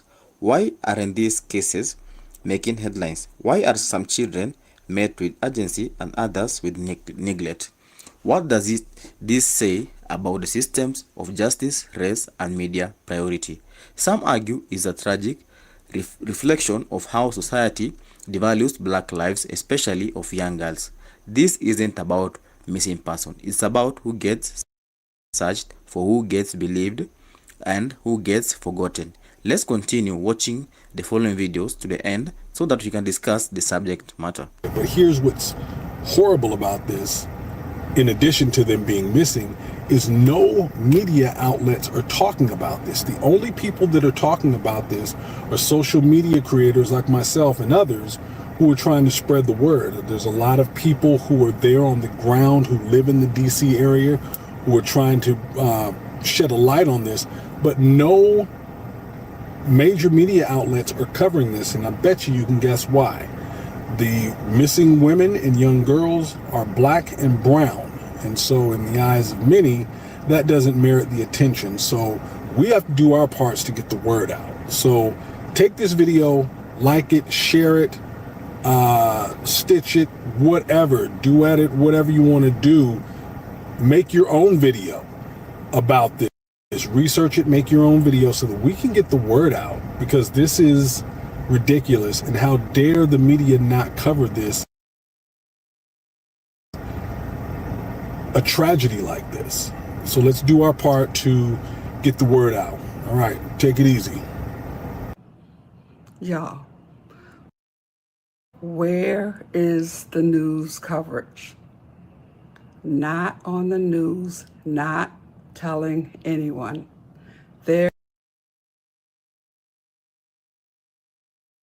have been 34 missing women and girls of color in 24 hours, missing 34 girls out of Washington, D.C., and not one news outlet is talking about it.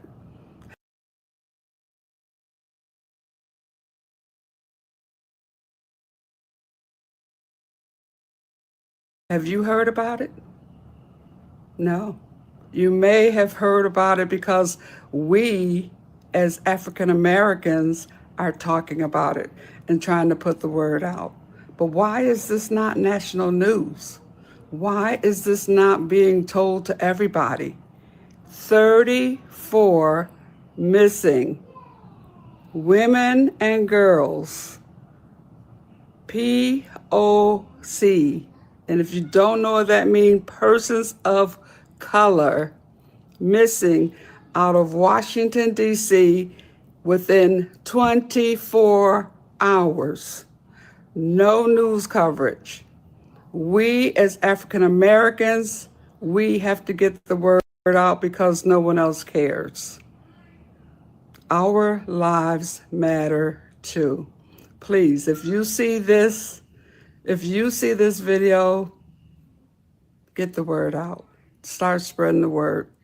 34 missing girls. What about those parents? 34 missing girls in 24 hours. Why is this not news? 34 African American children have gone missing within 24 hours. 34 within 24 hours. That is ridiculous. No one is talking about this. It's not on the news. We have to make the move. We have to make the news. We have to make it heard. So make sure you like, share, repost, and create your own video. We need light brought to this situation. It's very serious. It's emergent. It's urgent. And it's very important that we do what we can to get this out there and for everybody to hear it. Make sure you tag news outlets, reports, blogs, anybody and everybody you can tag to make sure we bring light to this situation. Our babies are missing. Our babies are missing. 34 within 24 hours. Something is going on, and we need to know right now.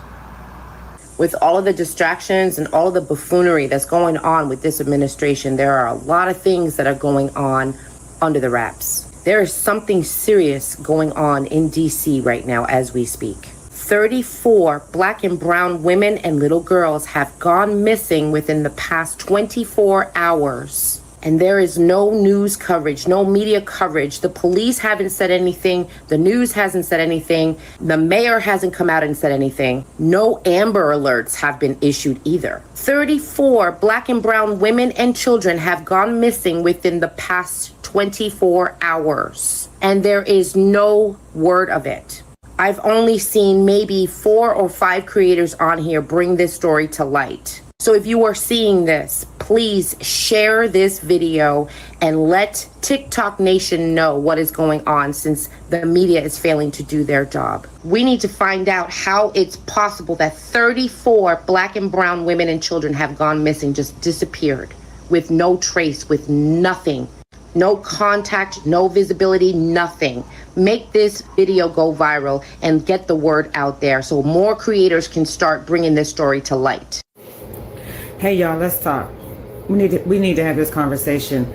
I just saw on TikTok that they were saying that there's 34 missing young women. 34. I pray that this is not happening. I pray that this is false news or whatever, fake news, because there's no way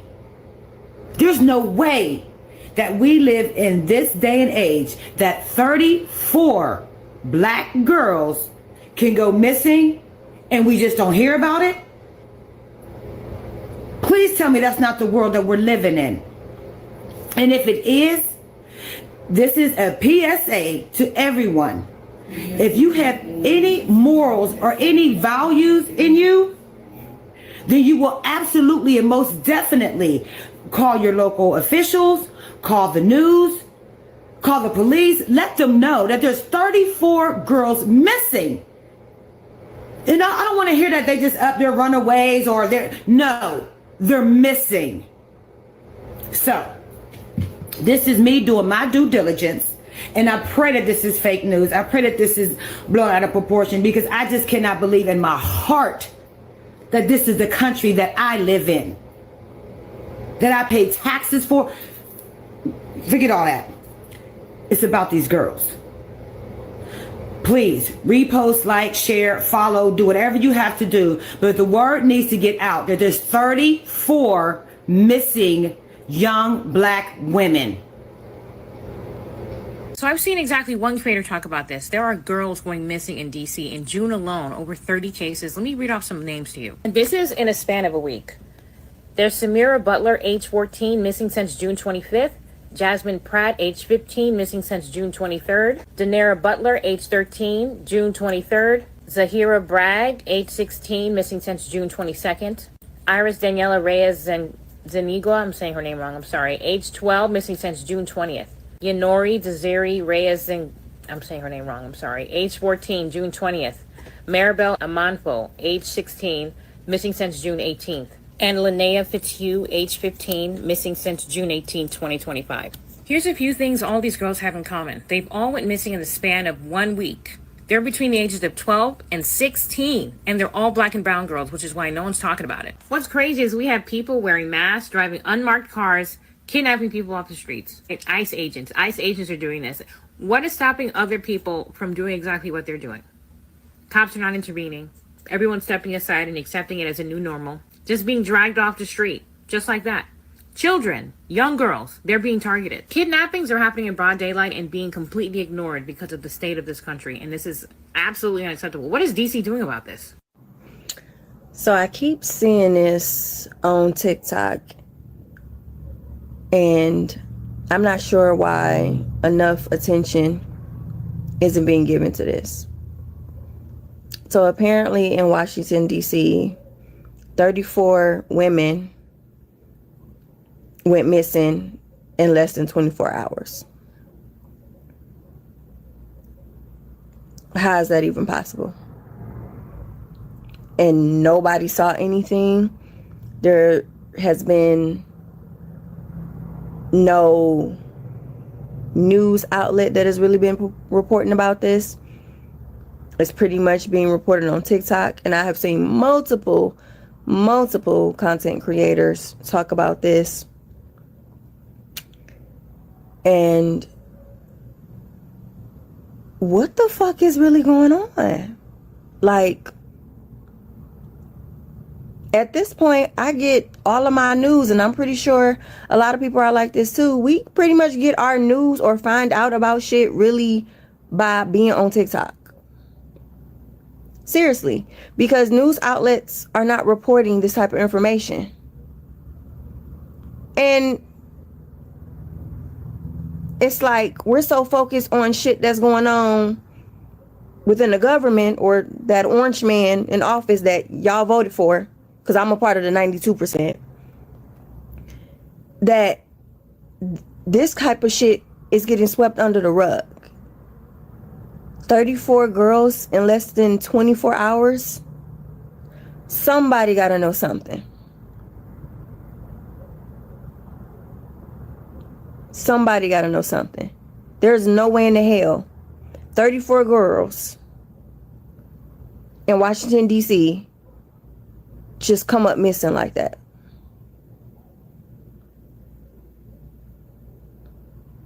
It's too much going on. It's too much going on.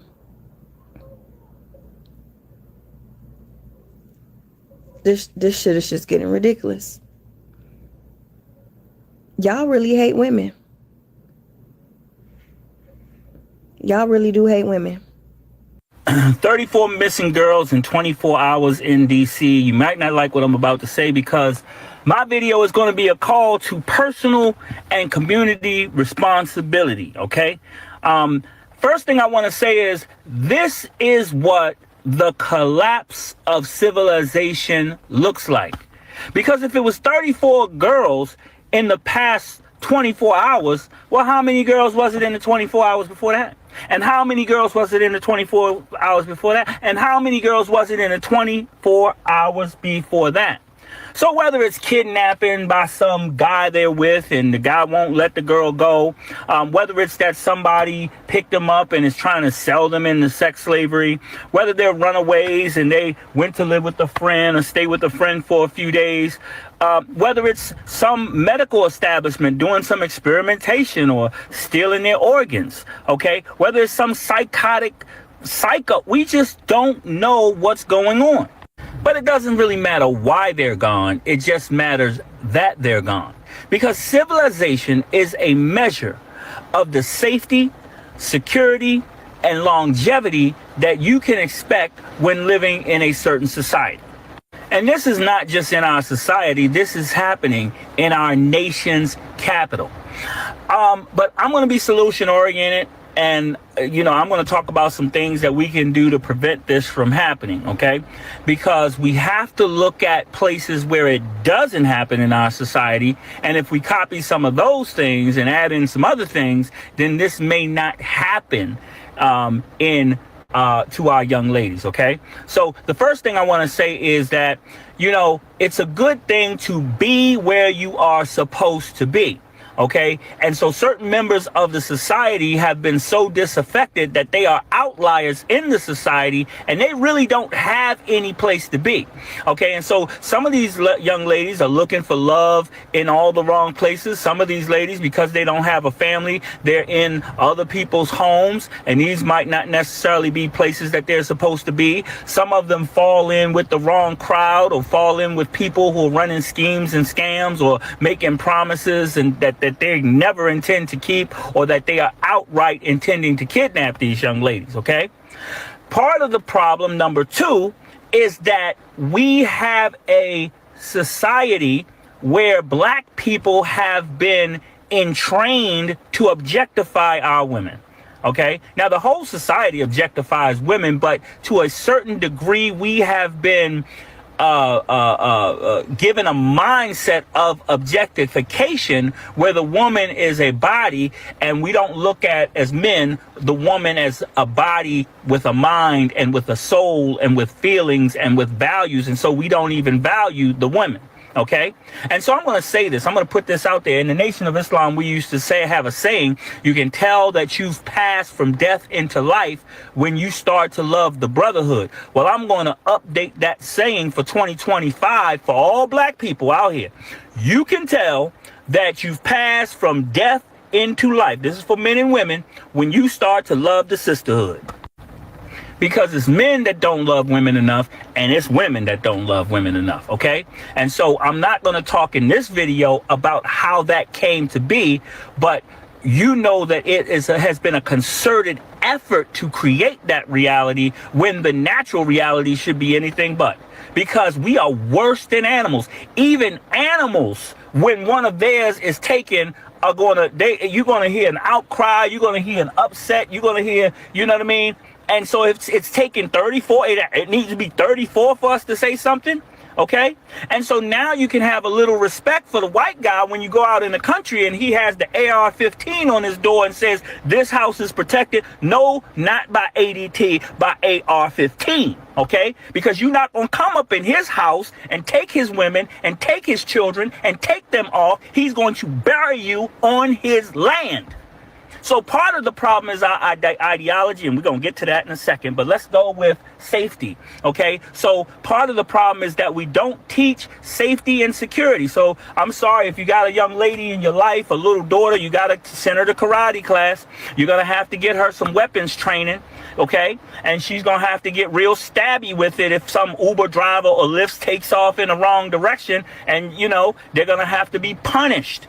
And so when people understand that there is a consequence for doing what it is they do, they don't do it. They be like, oh, we can't mess with those black people. They're gonna go off.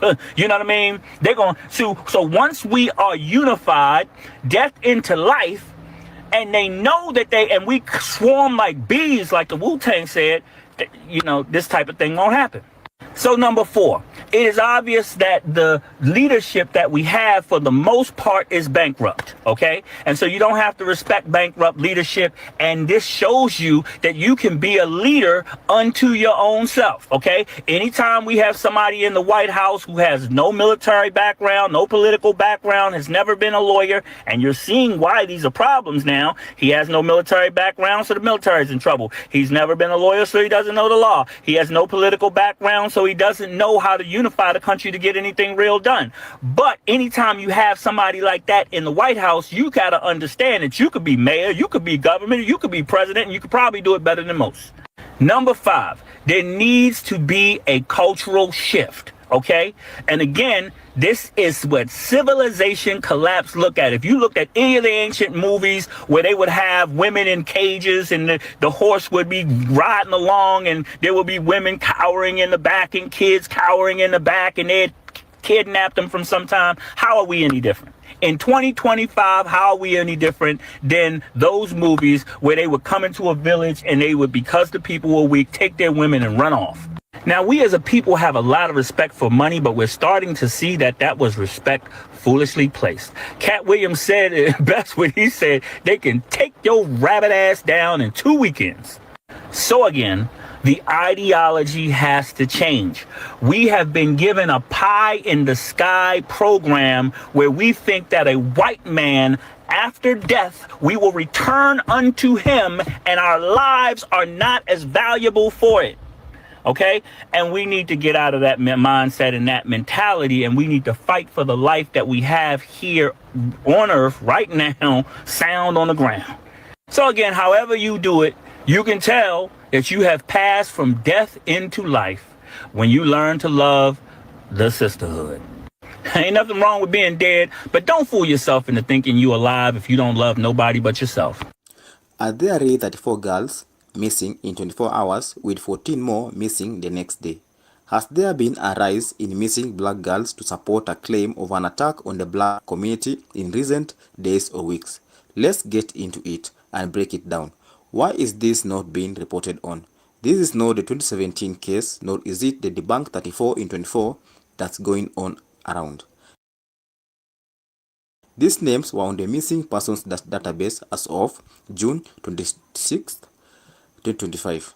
Please, let's bring awareness to the 34 missing women of color in the DC. All DC news stations, black folks need answers immediately. Police in DC say the 34 missing girls are false claims. How are these kids missing and found but cases have not been resolved? Is it because this case doesn't involve white supremacists? Make this go viral so that the affected families will get the necessary answers they need to. Americans need answers. Where do you think these girls have disappeared? Share a clue and an opinion on this subject matter. Yeah, now what I want to say, Salai Ben yeah, those girls in June was one issue, but we're talking about from now, right about now, in the November region, November area, since this past week, there's been some black girls and Latino girls coming up missing in the area. Those were the June girls were just in addition to. But my point, but now I have to be, as we deal with integrity here, the police in the area are saying that these claims are false. That there's not been an uptick in missing black girls, but then again, the police in Excelsior, Missouri had told the community board at that time that their claim that black women were being snatched off the streets by a killer or killers was false. And then they found out a neo-Nazi white man named Timothy Haslett had murdered 5 of them. One of them was able to escape. So now DC is saying it's not true. So I'm going to say we're going to keep our eyes open on this particular case. But at the same time, let's not forget that in Austin, Texas, and Houston, Texas, a slew of black men and women, their bodies are being found in different bayous. And yet the governor, Tim Abbott, does not want to say there's a serial killer or killers out there murdering, most notably among the victimhood in those areas, black people. He don't want to say it. No, Greg Abbott, my bad. Greg Abbott does not want to say there's a serial killer or killers out there killing black people. He don't want to say it. So we're gonna continue on. We're just showing all these different killings and also these events that may be actually deliberately planned and people deliberately targeted. Take a listen to this particular story. And my sisters in particular, be careful when you out here walking, talking, and wherever you may be. Let the video run, Seventh Answer. Nearly a dozen black and Latina girls reported missing in recent days, and authorities are now trying to raise awareness. ABC's Lindsay Davis is in Washington with the very latest on this story. Good morning, Lindsay. Good morning, Amy. This is a storyline that primarily gained traction online, and there are those in social media who say that Tom Brady's missing jersey got more coverage than these missing girls. But D.C. police say it's not a matter that more girls are missing. They say they're simply doing a better job of getting the word out when people do go missing. These are the alarming posts catching the attention of social media users across the country. A series of tweets by Washington, D.C. police asking to help find nearly a dozen black teenage girls reported missing over the course of just 3 days. All of a sudden, we started having a lot of young females missing. Those teens are among 38 people in total now listed as missing. Some of them. See, Celaya Binyah, this is the recent ones. Look at the coats. They're wearing coats and all. This is not this is not going back to June. This is right about now. What's happening? Go ahead, seventh answer.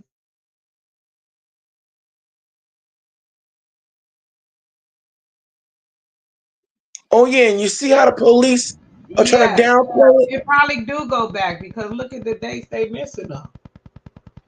Oh, okay. All right, thanks, seventh answer. That's my oversight. But my point is, but look how the police are trying to downplay the shit. Excuse me for cussing. I don't like how they trying to downplay it. But anyway, let's just run the video. I'm sorry. I'm glad you checked me on that one. Thanks again. It said missing since 2000.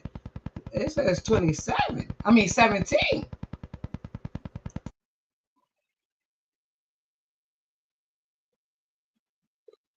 Yeah, old cases, new cases, but I'm looking at the ones we talking about. I'm trying to get the ones that are up to date, that's current right now. You know, they're saying a week, so that those can't be the ones they're talking about. But irregardless, though, they're missing, seventh answer. But what I don't like is how the goddamn police are trying to downplay it. That was getting my goat, because like I said, the case in Missouri, they downplayed it, ignoring the community boards, the case of Timothy Haslett, and this neo-Nazi scumbag had killed those women. But hey, let's continue on with this conversation, and let's just try to hopefully unravel and see if there can be someone who can solve this. Go to work, seventh answer. Didn't they have a black serial killer out there too? That was getting all them women, taking them into the house. I remember that. I remember that, and I'm gonna touch on that in the next couple of videos. Majority of them are street girls and things of that nature. Described as critically missing on D.C.'s Metropolitan Police site. Many of them young blacks or Latino teenage girls. Any child gone missing, it should be known that there's a possibility this child could be. Hundreds of concerned citizens packed an emotional town hall meeting Wednesday night, worried all these vanished teens represent a disturbing spike in crime, and question if black and Latino girls are being targeted. We can't go nowhere by ourselves. We can't do nothing because we have to get worried about somebody trying to take us. But city officials explain there aren't more missing teens, there's just more awareness. Part of a new effort by a police department often accused of overlooking cases of missing people of color. I just implemented a process to ensure that all critical missing persons receive the same level of police service and media attention. According to D.C. police, all 38 people currently missing walked away voluntarily, and 4 of the 8 in the initial tweet that garnered so much attention have since been located. But the concern is that those who are still missing may now be in real danger. When they go missing, guess what? You have a child out there, and there are people in our community that will prey on those children. The concern is if authorities don't publicize their cases, they could end up like 8-year-old Relisha Rudd. Until a few weeks ago, she was the only missing person listed on the department's site after she vanished 3 years ago this month. Her mother spoke to a local station at the time. Come back home to your mother safely and unharmed. and I love you. Seen here just days before her disappearance, many felt Religia's case didn't get enough coverage. She has never been found. That community had no idea that this was an issue that was going on in their own backyard. And by the police being transparent and putting out all missing person cases, it brings about awareness. Now, many of these cases don't end up rising to the level of an Amber Alert, and that's something that some in the Black community point to as a sign that when Black children go missing, they simply don't get the same attention and coverage as when white children go missing. But the police chief here points out that under the current guidelines, an Amber Alert can only be issued if it's believed that the child has been abducted or that they're in imminent danger of injury or death. Amy. All right, Lindsay, thank you. And joining us now is ABC News consultant and former FBI Special Agent Brad Garrett and ABC News senior legal correspondent Sunny Hostin. Thank you both for being with us. And Brad, residents in D.C. understandably alarmed at this news. What stands out to you about this particular case or these cases? Well, one of the keys, Amy, is actually figuring out, and the police chief alluded to it, as to who is actually in deep trouble while they're missing. 2,000 kids go missing a day. That's 800,000 a year. The vast majority within hours or days are found. So you've got to sort out where can these kids potentially be and are they in harm's way? And that's going to be the real key. And it does take a lot of energy to get to that end point.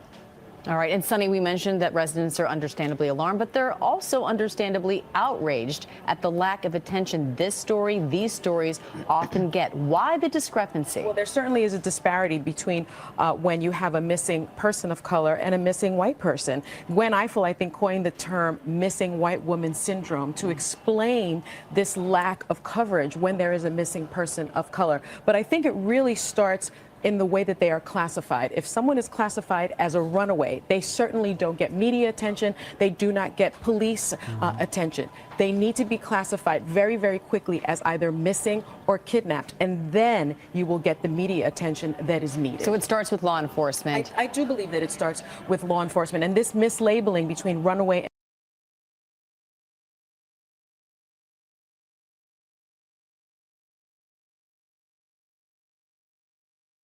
and missing makes them. Yeah, this situation happened in 2017. The case, because you can say that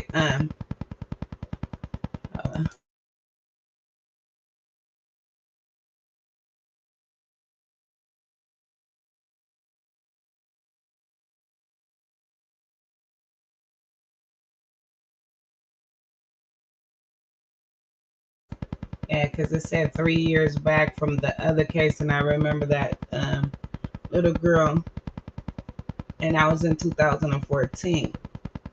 So yeah, that was 2000. And the situation happened in 2017.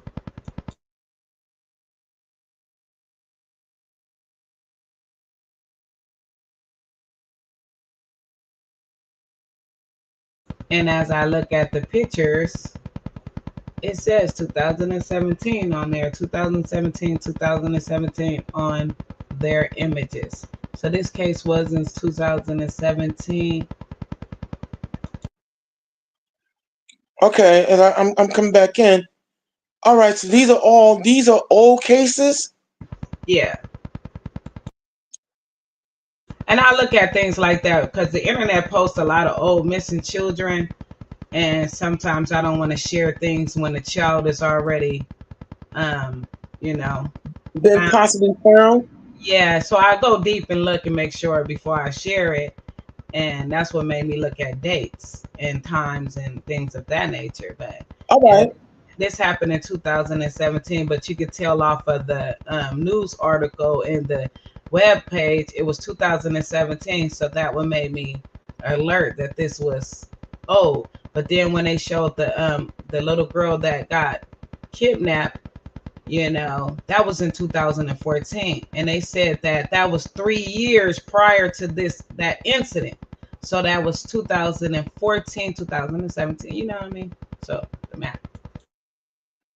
No, well, okay. Listen. We're about integrity. So now, if this is not a current case, and I would let it believe, then that'll be my fault and my bad. And I'm glad you caught it. and everything else. And like I said, you know, I mean, that don't take away from the other children and other people, but this situation, as you're looking at the image right now, you look into the yellow, you'll see it says 2017. right. The facts that they were saying about, you know, the public, and I told you the public are being more of the news than anything. I was telling you about that I guess a couple of episodes ago when we was talking about how the public is more on solving situations and on you know, the case more than the actual police officers and the attorneys and stuff. When it was dealing with the guy that they said killed the people in a car accident, and he was found to be he didn't do it, but he ended up killing himself. Remember that? Yeah, Was the football player. yeah. So I was just basically saying them cases that the public is more solving everything more than anything else, because they be transparent and asking for body cameras, video evidence, all that. Sometimes that evidence can take a long time, and you have these attorneys that don't do their job. They don't do the investigation. The DA do more investigation on trying to convict them than more of trying to prove that they're innocent.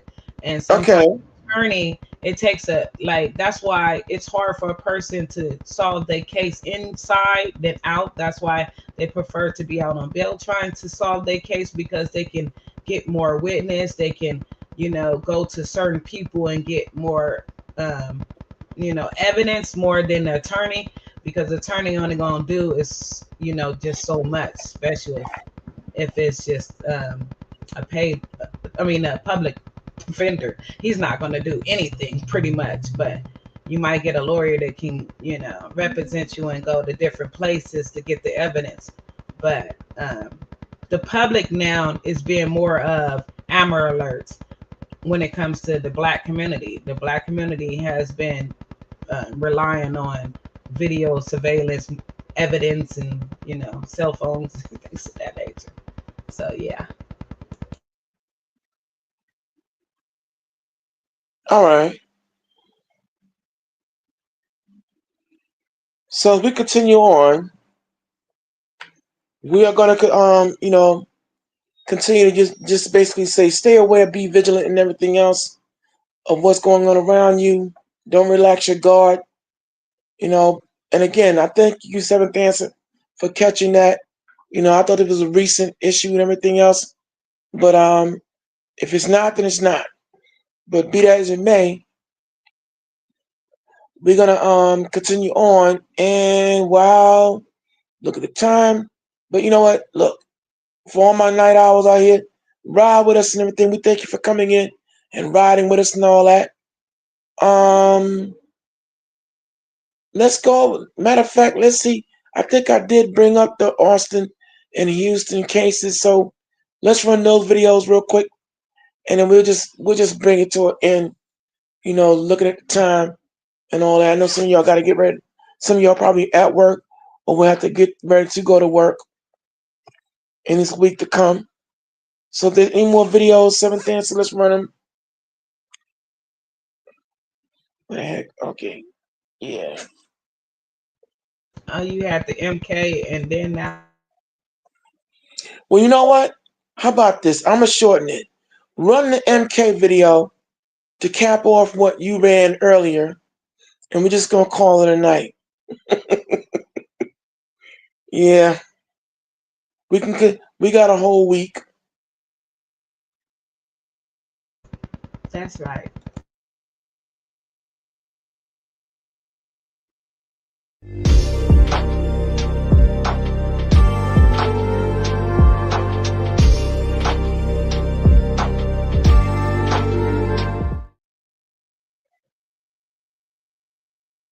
People's personalities involved a. So what was the point of MK Ultra? They were trying to figure out, can we really brainwash people? Can we create Manchurian candidates? Can we split people's personalities? It involved a lot of former Nazi scientists and involved a lot of LSD and dosing people with massive, massive doses of LSD. I have access to the documents that survived the destruction order, and it was called Super Spy. These women would lure these men back to the hotel and drug them with LSD. And we had like Project Stargate, like the Men Who Stare at Goats movie, and remote viewing and all this other stuff was going on. Then they started MK Ultra, which involved a lot of former Nazi scientists and involved a lot of LSD and dosing people with massive, massive doses of LSD and ruining a lot of people's lives in the process. But it was an attempt initially to find some kind of a truth serum. And actually the Navy participated in the biggest one, which was called Project Chatter, which is a sub-project of MK Ultra. And with this guy, he's a professor at, it's in Hamilton, New York. I can't remember the name of the Colgate University. His name's Dr. George Estabrooks. And he and J. Edgar Hoover are collaborating on a plan to use hypnosis to capture and hypnotize a German submarine captain and give him alter identities. And send him back to his fleet in Germany and have him. So you got the CIA agent.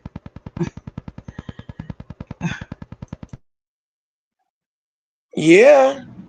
J. Edgar Hoover, the transgender, or whoever you want to be, cross-dressed transgender. There you go.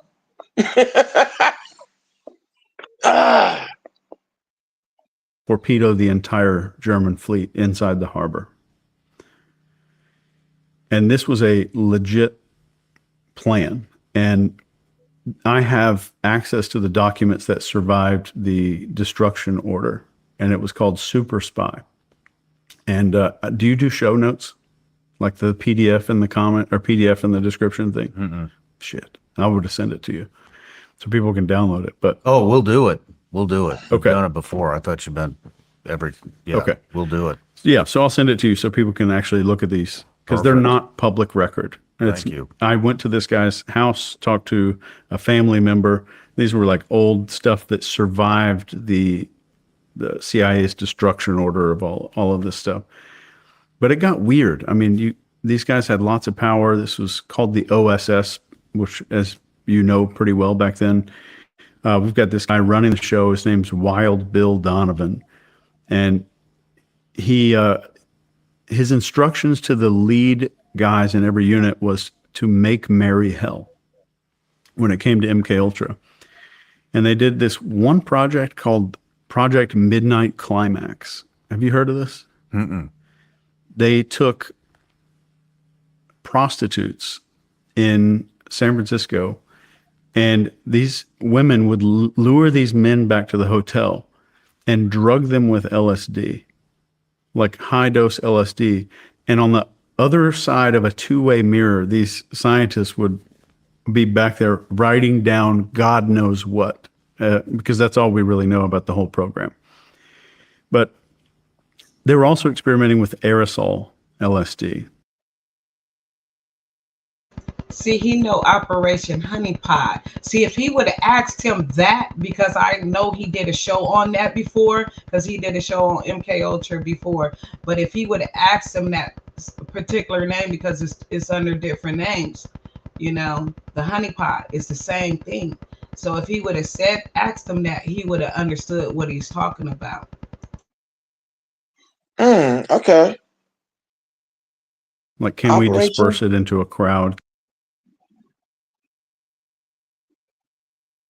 Just like the way he worded, talking about, can I send you a PDF? All you have to do is can I send you information, and you just show it on the screen. See, the way he's wording certain things, that to him, he like kind of lost, but he knew what he was talking about. It's just the way he worded. That's why he caught on later when he was like, oh yeah, we did that. You do it all the time.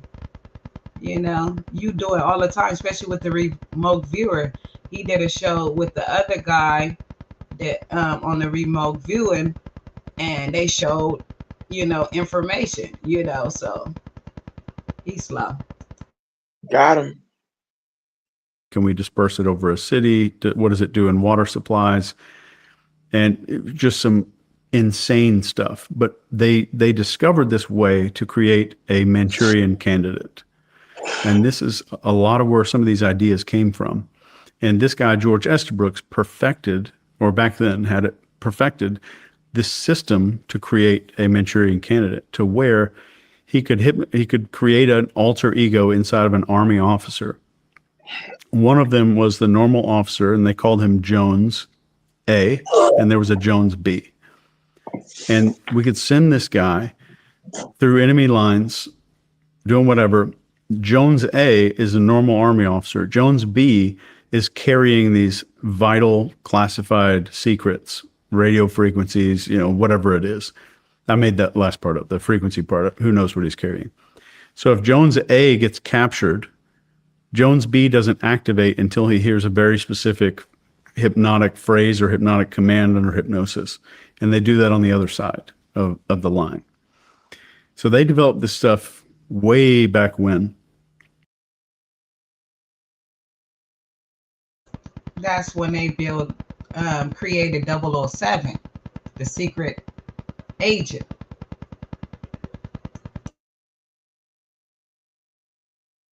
And one of the doctors working on this whole project was named Dr. Joylyn West, who may have been involved with the Sirhan situation and Bobby Kennedy, and which is a whole nother rabbit hole. But it looks like Sirhan to me. I'm 100% convinced that he was programmed to do that. No shit. It's not hard to do. I mean, look at the Milgram experiment. 40 minutes, kill a stranger, and they didn't use hypnosis. There was no like cool sales tactic or script that they had to follow. Everybody's concerned with like, what do I say? What are the exact words I need to say? It's, can you trigger the FATE model? Focus, authority, tribe, and emotion. And if you get that, you get compliance. And if you get that plus hypnosis, then you can create the Manchurian candidate. And it's not that hard to do. You don't need a bunch of advanced training to get that done. And I've studied that for a long time. So when I work with one-on-one clients who need a breakthrough or something like that, I'll use the exact same method to create an alter ego in a person that maybe doesn't eat 6 pounds of cheesecake every day. So you could take the exact same thing and put it in someone else that benefits them and acts as maybe a drill sergeant or a disciplinarian. And the reason that I started doing this or got interested in it, there are case studies and reports of people with dissociative identity disorder. So like 2 personalities or multiple personalities inside of a person, where one of them has a medically diagnosable condition and the other one does not. Are you shitting me? No, this is proven. Like one of them could be cortically blind, or one could have color blindness. One of them could have some kind of a diabetic condition. There are several conditions where these other personalities would have allergies, even skin allergies and rashes in response to cat hair. And just upon reading this, I'm thinking like, well, could I make someone with severe depression have an alter ego that doesn't have the depression? And we know that neurons that fire together wire together. So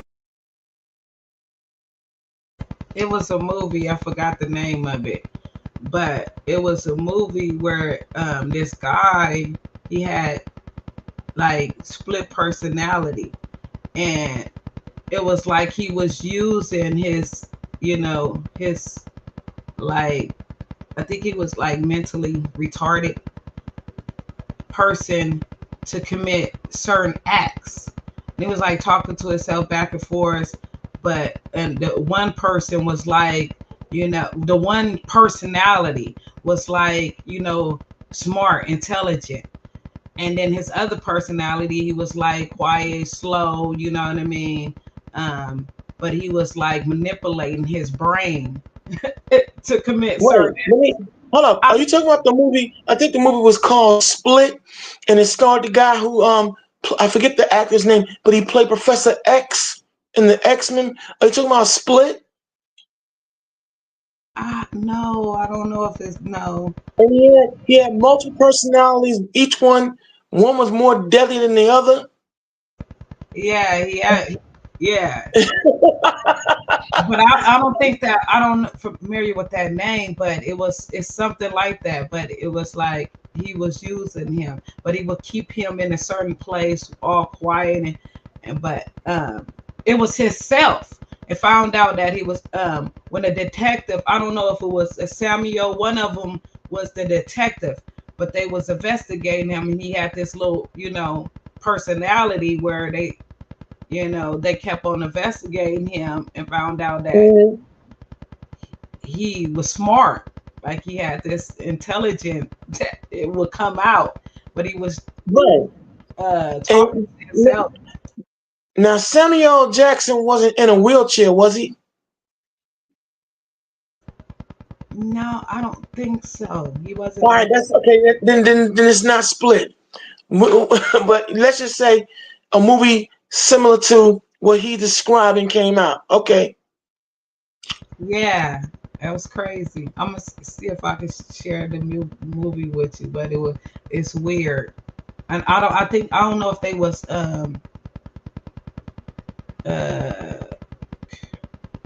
I forgot what they was robbing, stealing or something. I forgot what it was, but I know it was something in that nature where he was doing something. I know he committed a murder after that. He used them to commit a murder, but I think they was stealing, breaking in or something like that. Okay. And the actor I'm thinking about is John McAvoy. But if it's not him, then never mind. Oh, I think he know what movie I'm talking about. But yeah, he was in that, and he was trying to investigate him. And he was smart, but he was watching him, and he was realizing he was doing some smart things. But he was trying to act like he was all crazy and retarded, but he was the mastermind in, his own crimes. I forgot what it is, but it's going to come to me. But this is similar.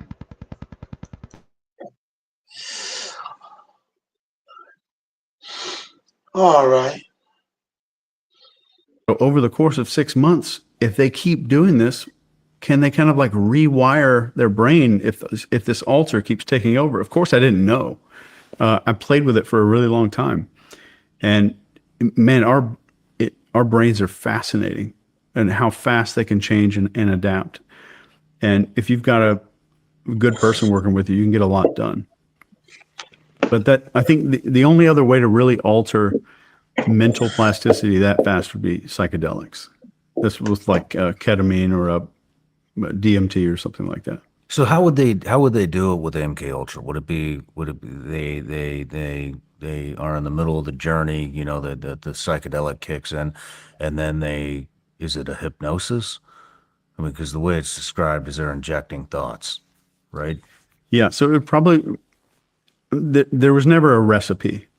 My estimation is that it was a microdose of LSD because as you know, in psychedelics, language loses more and more meaning the more psychedelics you do. So I was thinking it was a microdose of LSD, massive amounts of hypnosis to where the person's hyper responsive to that person's voice.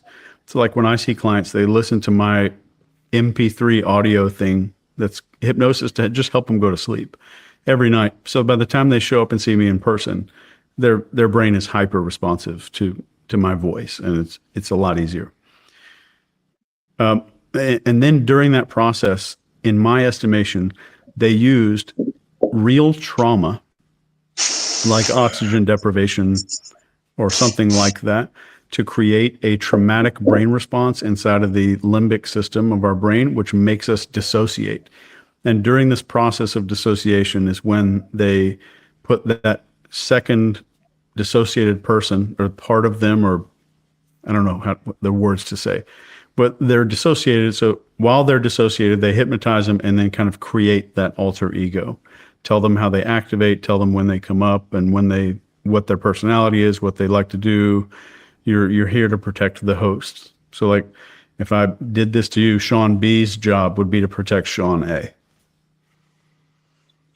Does that make sense? I mean, kind of, a little bit. I mean, I don't understand how person B comes out though. You know what I mean? How is that determined? Person B comes out through dissociation. Staying late again? Yep, got prospect calls to summarize. You really need to switch to Monday CRM. Your old. So that's where we get the name dissociative identity disorder. So when a person is going through some kind of traumatic event, you'll talk to somebody, I think you had someone on your show who mentioned this, who goes through trauma and they just kind of like exit their body temporarily, or exit this one globe of consciousness into this other piece.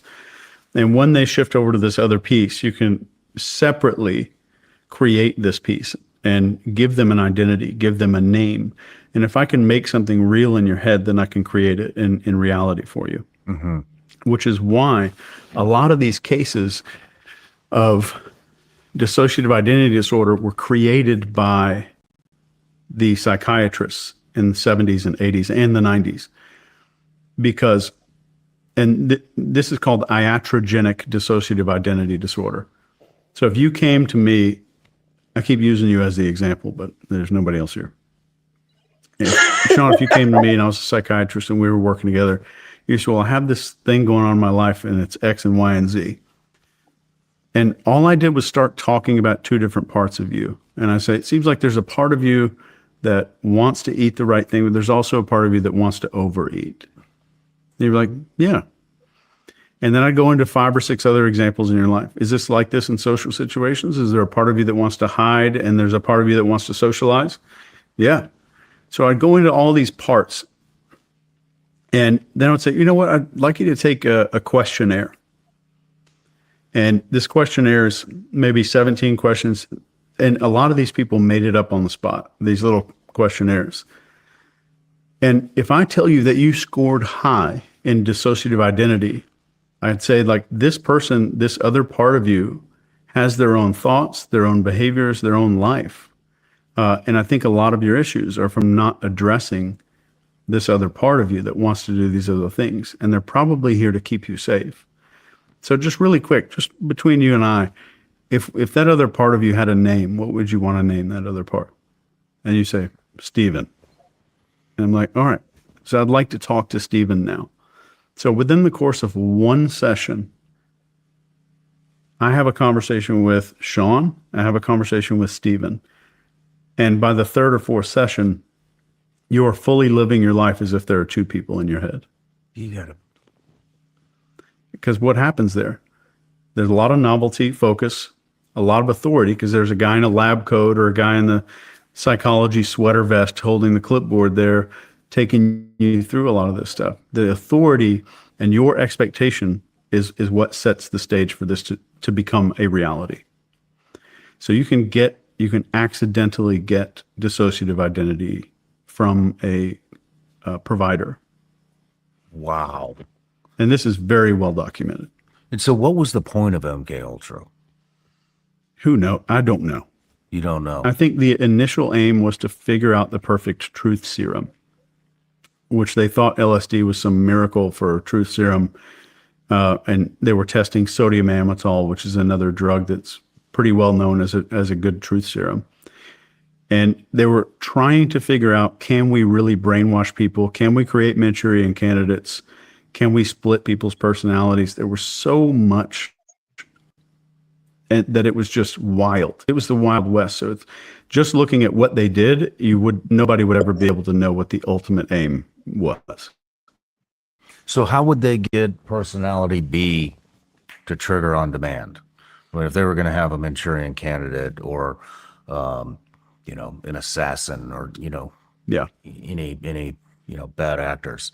I mean, how would they trigger personality B to carry out whatever the mission is? It's pretty simple. A lot of repetition. So like if I continually deprive you of oxygen, and then afterwards, every time you dissociate them, say, now I'm talking to Sean B.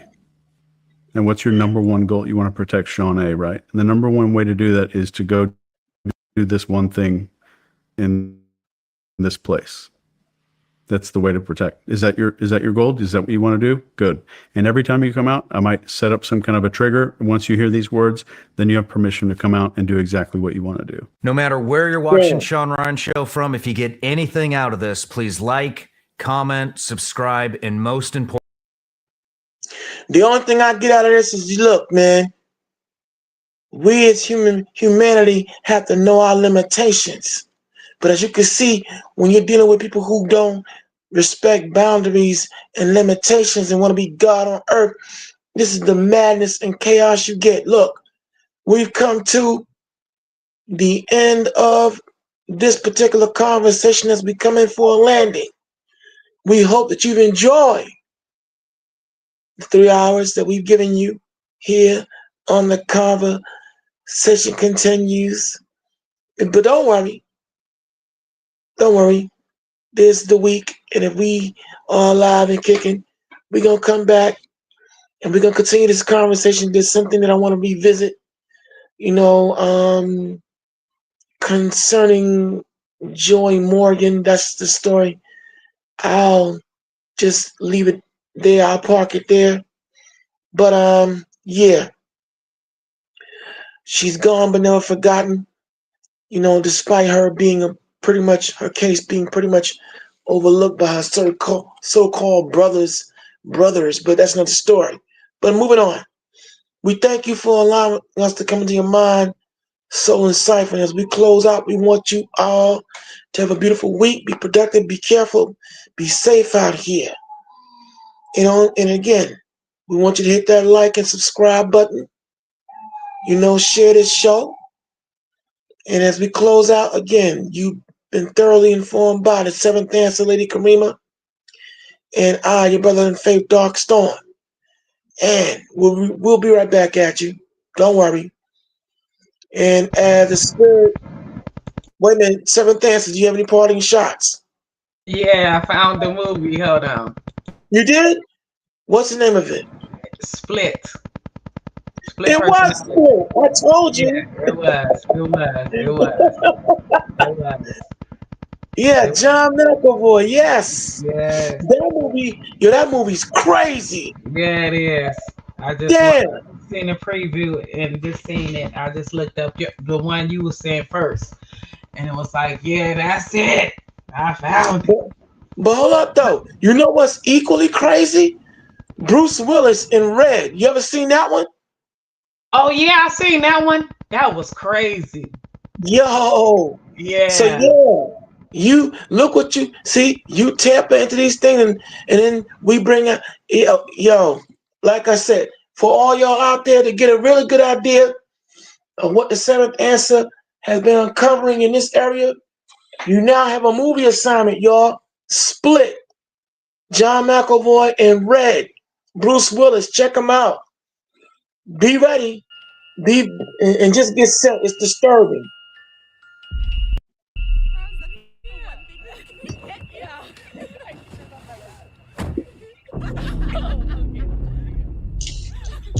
Hey, pardon me, sir. I think you have the wrong car.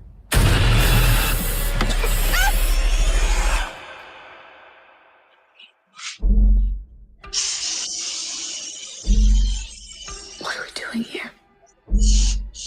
What the hell is going on? I was sent to get you for a reason.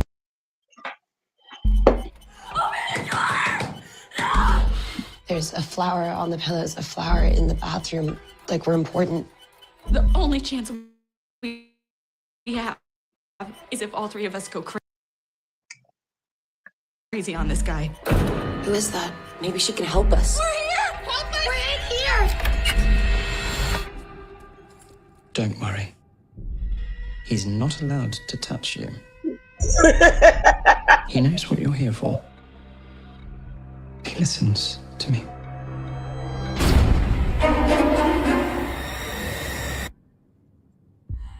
My name's Hedwig. How old are you? 9. I've never seen a case like this before. 23 identities live in Kevin's body. Who are you? Help me get out of here, Hedwig. Are you trying to trick me? I'll tell on you. Aren't you the clever one? An individual with multiple personalities can change their body chemistry with their thoughts. Someone's coming for you. Who's coming? The beast. And yeah, it's, if you never seen Split, like I said, it's a mind scrambler, and it'll make you appreciate, if you do have your mental health intact, it'll make you appreciate it. Trust me, you don't want to wind up like myself. PTSD is a monster. But anyway, Seventh Answer and we've had a pleasure of being, your, providers of much needed information. And in closing, as the spirit once known as Don Kaniz used to always say, Shalom, peace, Ahab, love, and the Posh, soul. And we're up out of here.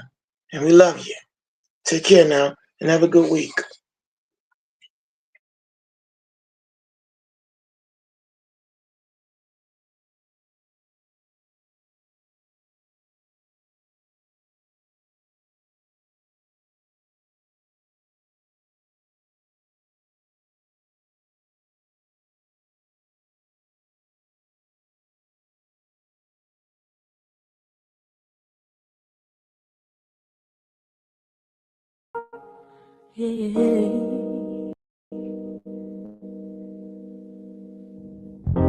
Walk with me. Let the truth be free. I'm on a higher frequency where the darkness meets the energy.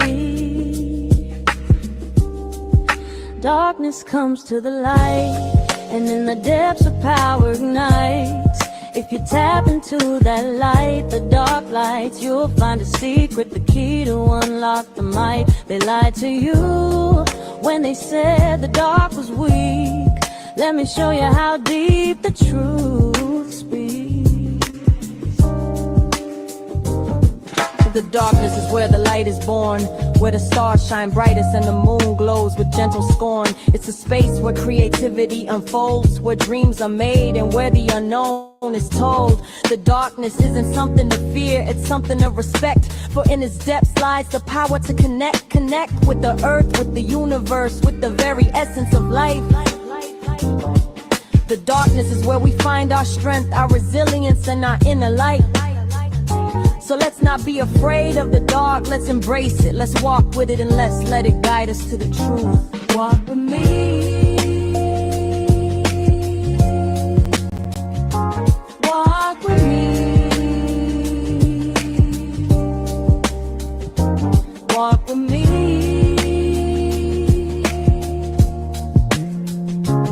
Walk with me.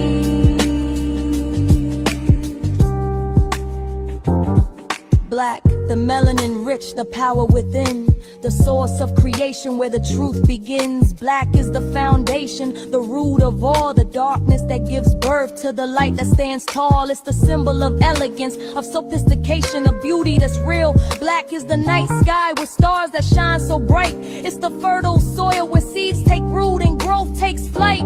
Black is the power that's in every cell, the foundation that all things dwell. It's the rhythm of the drum, the beat of the heart, the music that sets us apart. Black is the culture, the history, the heritage that makes us who we are. It's the pride, the strength, the resilience that refuses to fade. So let's celebrate blackness in all its forms. Let's honor its beauty. And let's let his power transform. Walk with me.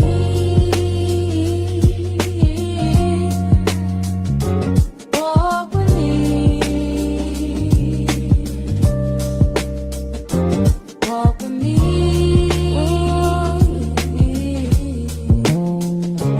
Walk with me.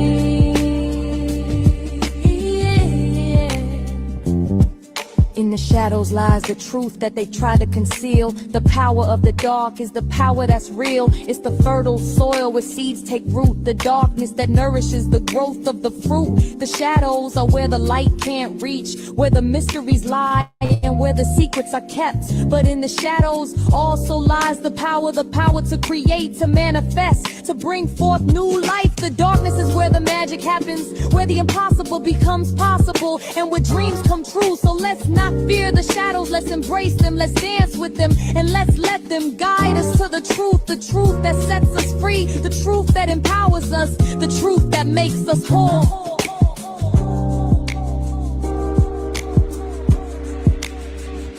The truth is coming and it won't be stopped. The black light is shining and it's on the clock. They can't contain it, they can't define the power of blackness that's divine.